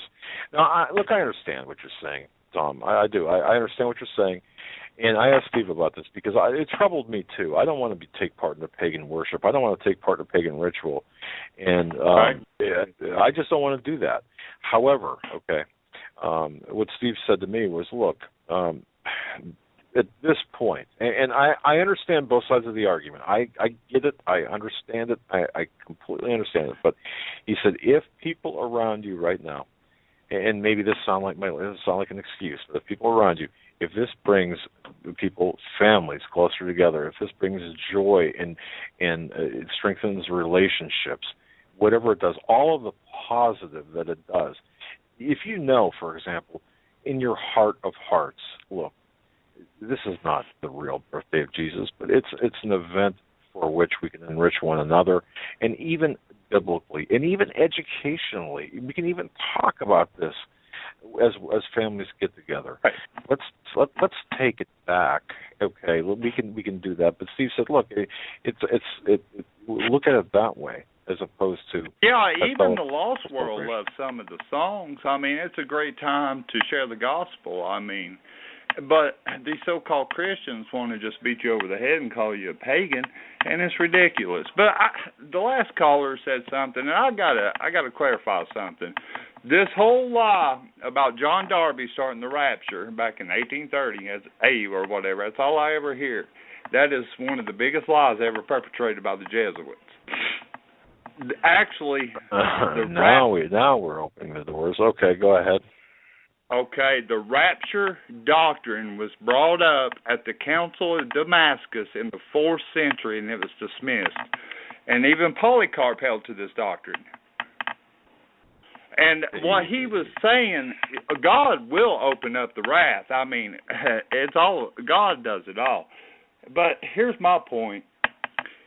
If we're the bride of Christ, which we are, and Christ opens up the seals, which he does, why would he open them up on himself? And I'm not saying I'm better than anybody. I think I could see persecution anytime, but that's just how I read it. Well, there's a difference between God's wrath and Satan's wrath. Okay, and I think that's the point of contention among many, or that's a point of confusion among many. But there is no Satan's wrath. God allows it all. Okay, God allows for free will. God, I once again, I understand it. I get that. Okay. For you to say there's no Satan's wrath would be akin to saying that there's no evil. Well, I see what you're saying. I get you. You're right. You know what I'm saying too, though, right? No, I do, and it's a debate, not an argument, but a debate that I don't think would have any. At the end of the day, does it matter? Does a fruit? Well, it could, because I look at it like this. I hold to the pre-trib doctrine. If I'm right, then I'm out of here. If I'm wrong, then I'll just keep on going. But these people that hold to the post-trib, if they're wrong, then well, wait I don't know. Tommy, if you're wrong, okay. So no. Let me just ask you this. If you believe in a pre-trib, are you preparing? Do you have any preps? Do you believe that you might have to be exiled or live in exile for a time? Yeah, any of that could happen to me at any time. Yes. Okay. Well, then my final question to you is, if a pre-tribulation rapture. Now, this is where I disagree with Bill Salas on, and I respectfully disagree, may I add. If there is no pre-trib rapture, will you lose your faith? Will you say, well, gee whiz, everything, the Bible's a lie? Will this cause you to lose your faith? Tommy, maybe it won't. Others, perhaps not so, or not so rooted in their faith. Understandable, but a good way to look at it is look at the Jesuits. What do they believe? The Jesuits believe that there is no rapture. So pretty much whatever they believe, I'm on the other side. So don't forget the greatest lie, Tommy. The greatest lie has a morsel of truth, or has truth, within it. Well, that's true. So I mean, there's different ways we can. It's nice that we can discuss this intellectually without the food fight kind of thing going on. So yeah, it's right. And we get the history that you brought forth. But it's definitely an interesting viewpoint with respect to the other matters. But why I called though, Doug, was the whole Christmas tree. I've had probably 30 people unfriend me, call me a pagan, and everything else. We shouldn't frustrate one another with these things. Not with holy days or food or meat, drink, any of these things. It don't matter. And like you said, it's where the heart is. And you got to take Santa out of it and all that. But they'll throw Jeremiah up about, bringing in the tree and fastening it to the wall. But if you keep reading that, it just tells you that the tree is idle, I-D-L-E. It does not, when you're asleep at night, it's not going to be over your bed fixing to kill you. It can't do you good or bad. It's just idle. It's vanity, but it's not sin. A waste of time. Well, yeah, I mean, there are things I could probably go in and pick apart about that, but for the sake of the program, for the sake of time, no. I get you, Tommy. I understand. Okay. And we appreciate your call, Tommy. We're going to move on to our next caller, but God bless you, and thanks for the input. Hey, I'm glad you're feeling better, and God bless. Have a good one. All right, we're going to go to 724 area code next. I believe this is in southern Pennsylvania here. 724, you're up next. You're live on the Hagmann and Hagmann report. Hello? Good evening. Hello? Yeah, good evening. You're live on air. Hello? Is that me? Let me check. Yeah, it's you. Okay. You're the one with the green shirt, right? Never mind. No, it's actually Dan. I wanted to spell a word for you and see if you could give me the meaning of it. It's INALIENABLE.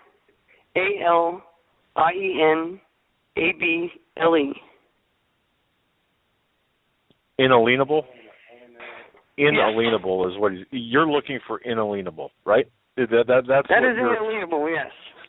That's what you're hoping we would not say.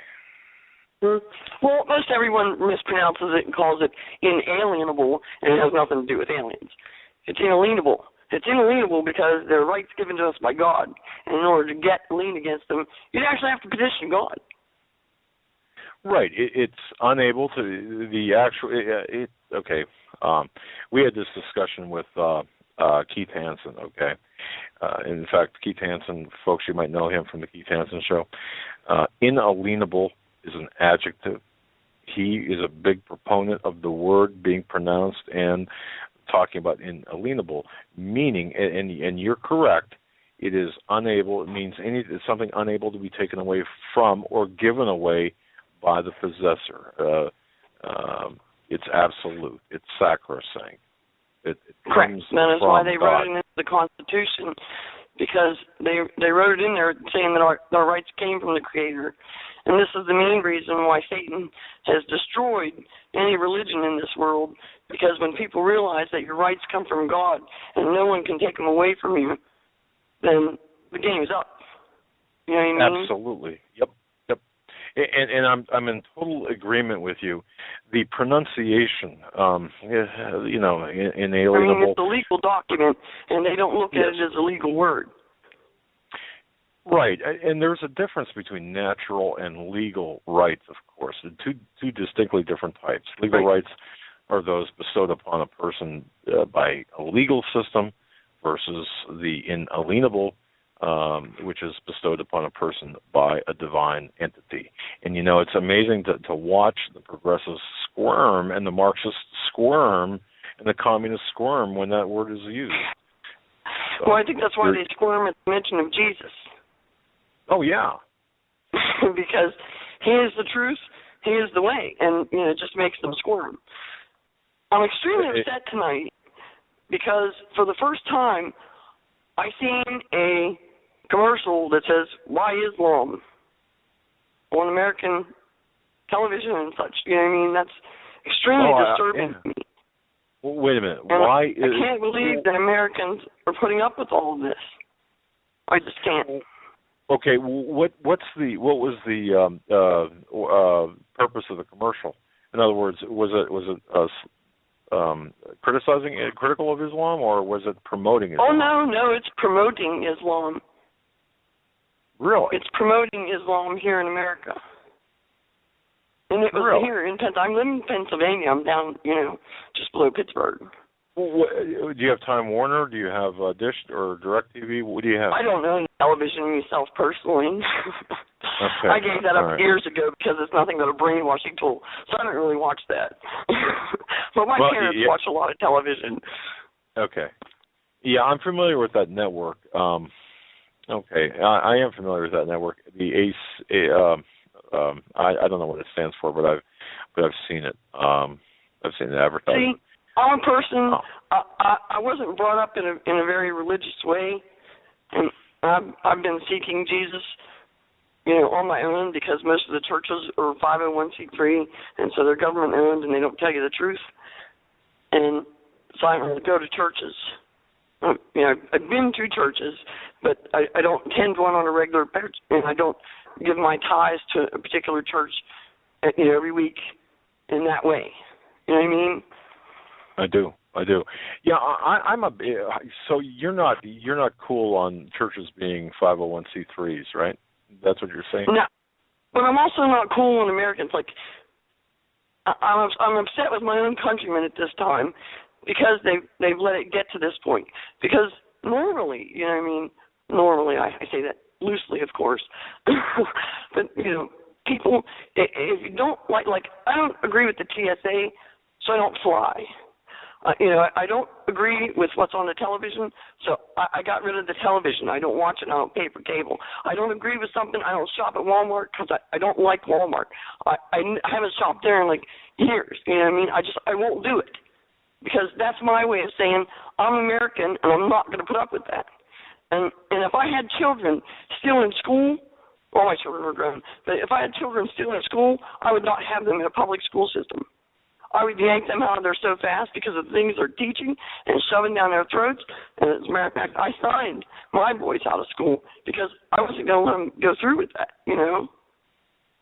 And I understand why more Americans won't either stand up or just stay at home and sit there. Don't go buy gas.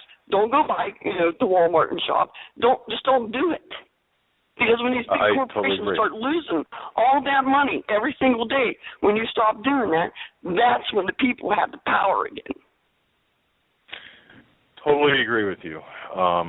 I do believe we can change things by not flying unless it's an emergency or we've got, it's our only alternative. You don't have to go to Disney World. That's not an emergency. So yeah, I totally agree with that. Because if we stop flying in the name, until you get the damn TSA out of the airports, don't fly. Boy, what I want to say. I understand that there are trains and buses and this and that, and I understand that it's getting more prevalent, and I understand that they're baiting everything with race wars and all this stuff. But, if you just don't stand for it, and instead you stay home and you put your dollars where they matter instead of where they don't matter, and quit feeding the rich, then the rich are going to keep getting richer. Amen. That's Amen. Just how it makes sense in my mind. And it's perfectly consistent. The continuity is great. Thank you. You've added immensely to the subject matter. Any closing thoughts? I don't know. My head is just completely in shock after seeing that Why Islam commercial, and my heart is just completely. I can't even describe it. Really, I can't describe it. I just feel like sitting down in the corner and crying because my freaking country is gone, and there's nothing anyone can do about it. It seems like, and no one wants to do anything about it. I applaud you guys for standing up and putting things like this on the air. And we were at the White Stone Remnant Conference, and I had a great time, and I got baptized, and I'm still seeking Jesus as best as I can. But it's awfully hard when you're surrounded, completely surrounded by evil. And I just want to thank you guys for letting me vent. Thank you. No, you know what? You've got every right to vent. I'm glad you were at the Whitestone Conference. I thought that was really a life-changing, life-altering event for the better. I really felt the spirit moving there.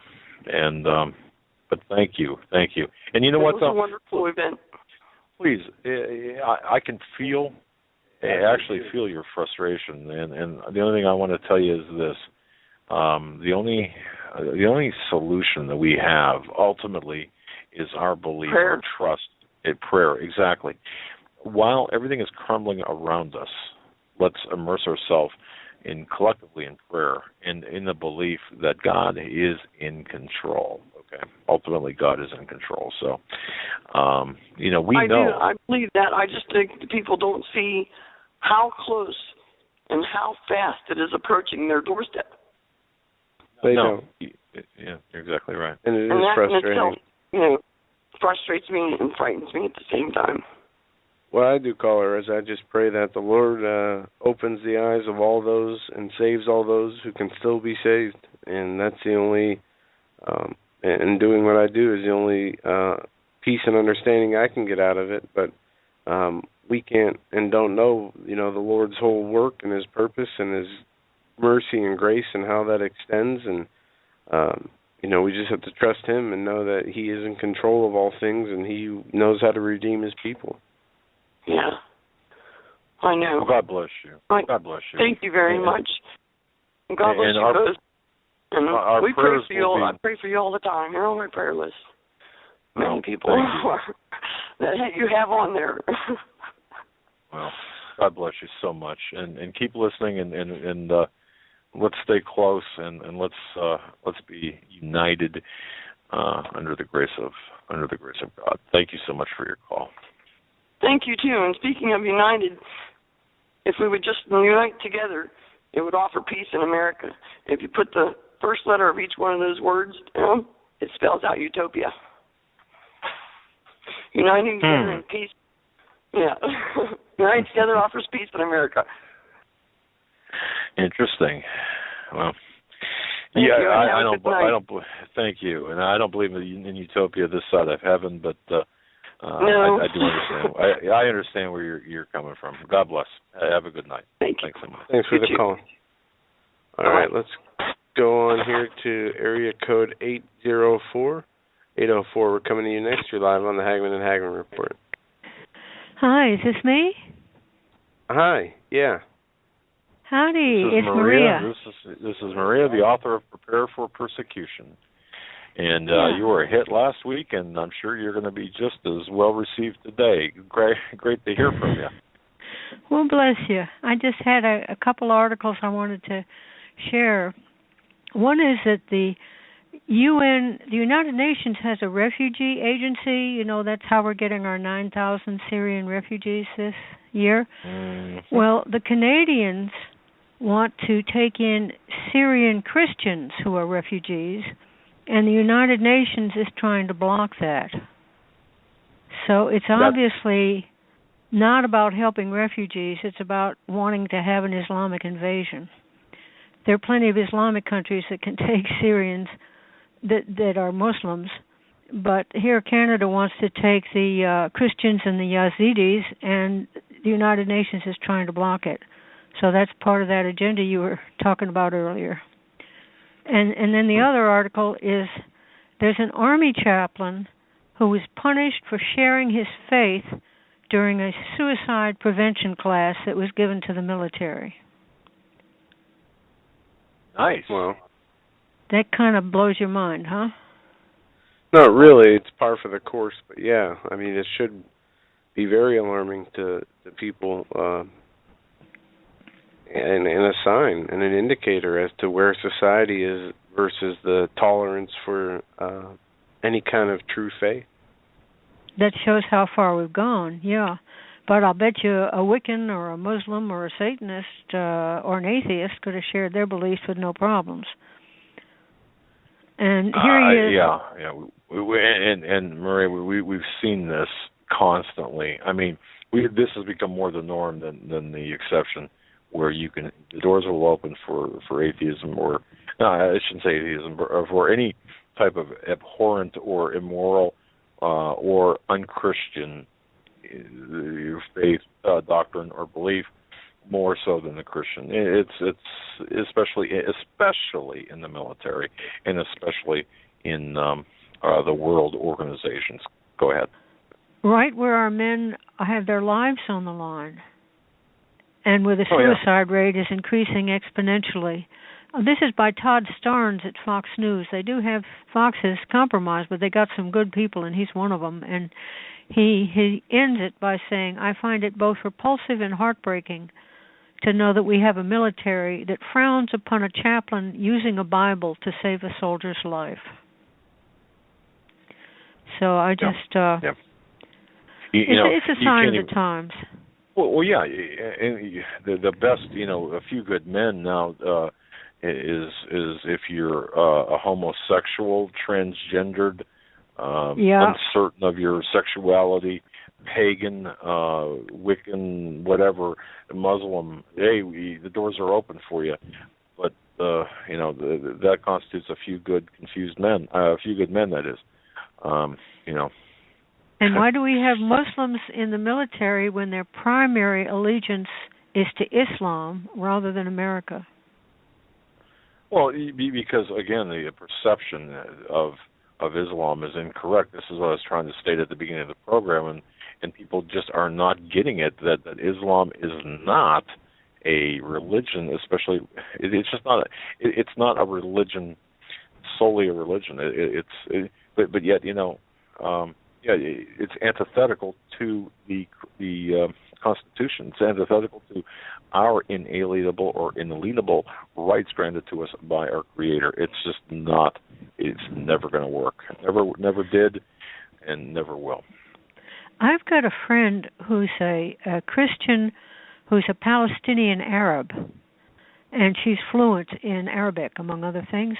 And she put on the veil and everything and went to the local mosque to see what they were teaching. And it was vicious, inflammatory, violent stuff they're promoting. So you don't get that in Christian churches. You don't get pastors telling people to go out and slaughter all the infidels. Not in a real Christian church. No, and Maria, I'll tell you this, and the listeners may appreciate this. I've spoken about this, I think, once before. When I was back in the mid 2000s, I don't know, maybe 2005, 2006. This is after the Lackawanna Six was the 6 terrorists in Lackawanna, Muslims in Lackawanna.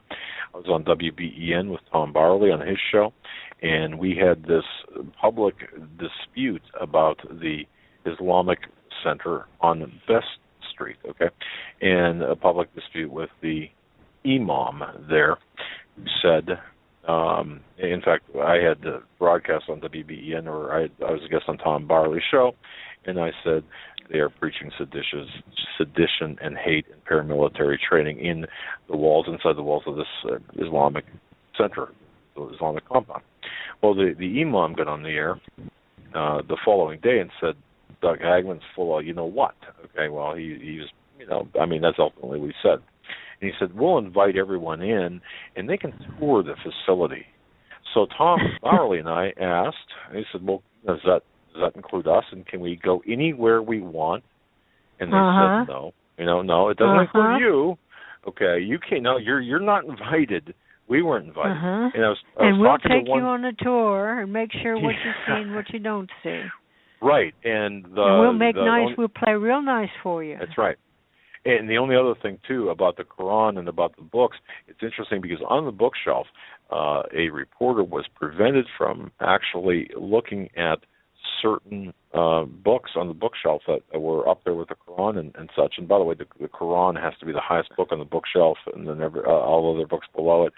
But there were very inflammatory text materials that were being taught at that location, based on the information that I received, according to my source. So, it had gone through this tour, but yet they were not allowed to look at the material.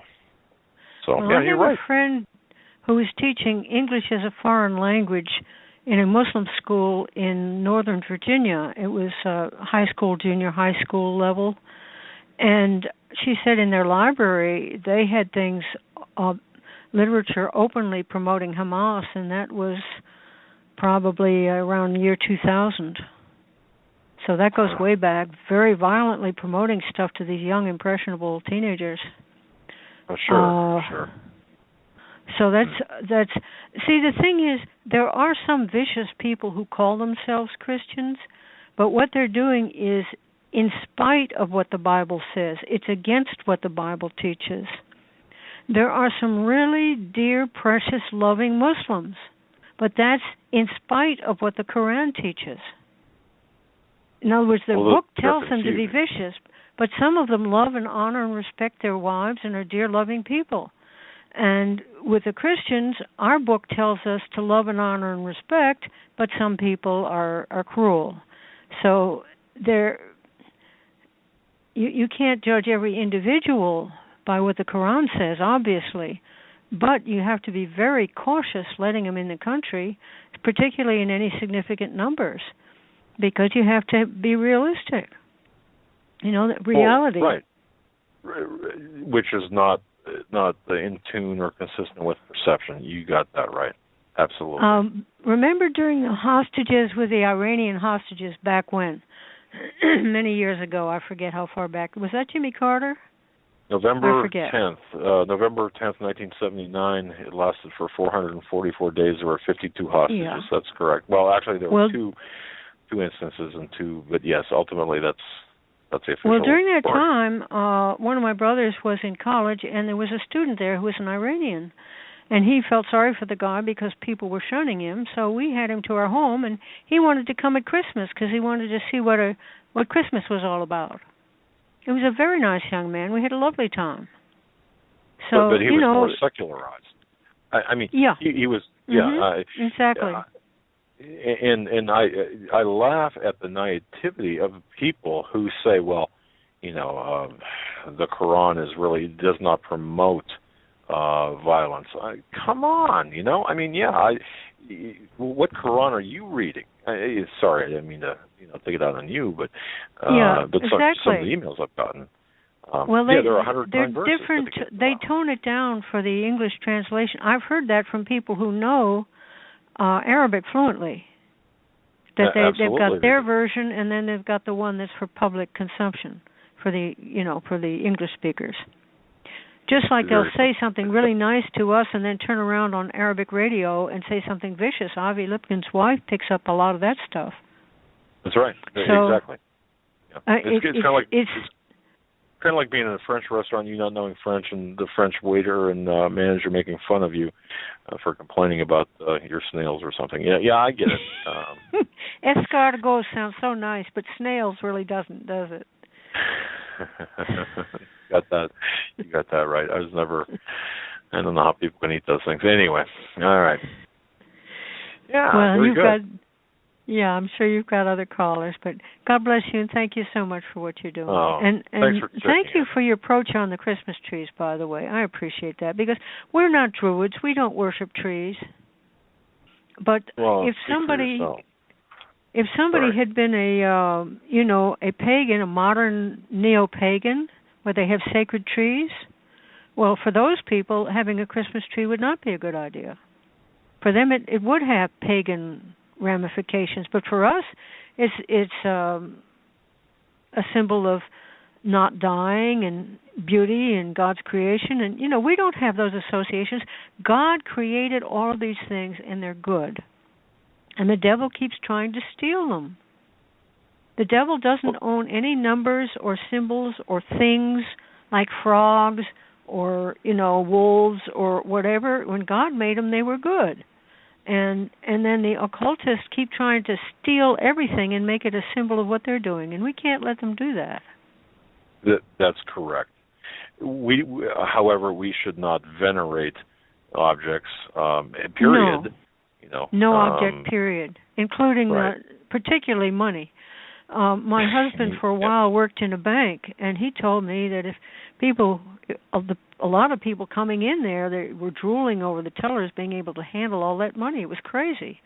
He said, and he said, boy, these guys' religion is money. And I heard one person say that if many people were honest about their religion, banks would have stained glass windows. So, no, we're not supposed to worship anything. We only worship the Lord God Almighty, period. Amen. Yeah. Well, thanks. God bless. Thanks for your call. We appreciate it. Yeah. And Joe, I'm so glad you're doing better. That's wonderful. Bless you, dear. Bye-bye. Thank you so much, and thank you for your prayers. They were much needed and appreciated. God bless. When you got, folks. When you suddenly got better is when he walked in the door to the studio and I started putting on my rubber gloves, and he saw that and he said, "What are you doing?" All right, that joke didn't land. All right, go ahead. We got 9 minutes left. We're going to take one more call from 786 area code. 786, thanks for calling. You're live on the Hagmann and Hagmann Report. What's on your mind tonight? Hello? Good evening. Hello, good evening. Hello? Yeah, you're live on the Hagmann and Hagmann Report. What's on your mind tonight? Okay. I think that this has no solution. Do you believe that has solution? I'm sorry. Excuse me? Something about all the equation. Yes, all the equation. This is an equation that has no solution, because if you put all the geopolitical situation plus all the situation that happen in heaven, in the astrophysics, they're too complex. Also, the behavior of the people in the earth.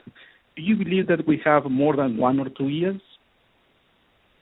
I believe it could be as short as 1 or 2 years, but I hope we have possibly 10, 15, maybe 20 years. But at the rate of human destruction, it looks like it's going to be much shorter than 20 years.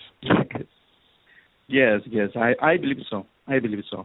Because taking all what's happening with Israel, taking all that is happening here in America, this is unbelievable. I never believed that this could happen here. A country that's supposed to be Christian transformed into an Islamic country. I am in a town, in a big city, that I am seeing day by day more Islamic people here. Where they come from? They grow under the rocks practically. It's unbelievable, and it's matched with all that you are saying. Well, I also think too. I think in addition to the numbers rising, I think that they're becoming more visible because they're becoming more militant. Okay, now, boy, am I going to get emails on that one? Not that I'm already not getting emails from the show, but yeah, I do believe that to me there are no moderate Muslims. There are either Muslims that follow the Quran or Muslims that don't. Okay, so now with the empowerment by the government, especially by people like George Bush, who said, "Oh, Islam is a religion of peace," by those people who are forcing tolerance down our throats and saying we should tolerate and accept the Muslims in this country. I'm not saying that we should toss them all out. What I'm saying is there's this environment, there's this conditioning being set up where we are being set up, and I think that this is empowering those who have hidden behind the veil of the moderate veil, and they're now becoming they're feeling froggy, so to speak, and they're coming out from behind the curtain. That's what I believe. But yeah, I think among other things. Go ahead. I believe that we was sold out, practically, technically, and in all sense, because I cannot believe that all these people that is in power has no counsel from people that read the Quran and know what the Quran says. I believe that they exchange Christianity for Islam. Because if you think in this way, they have people through all the world, 1.5 billion of Muslims, that they are without uniform. It's an army without uniform. And they make a phone call or send an email, and they rise up and they can put a bomb wherever. It's an army, like in the Bible says, who will do war against this army? And some kind of extortions. If you do not agree to surrender America, I will do that. I believe that something like that could happen. It's unbelievable that people, smart people, instructed people, that knows what the Quran says, knows that as the beginning you said, it's not the religion, it's a political system. And they agree to bring all these kind of persons, all these kind of not religion, a political system, confronting us here is because we were sold out.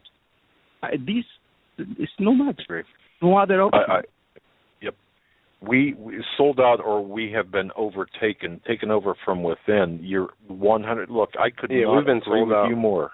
A long time ago. That's 100% fact. And to who and to why, I think we're seeing the fruits of that today.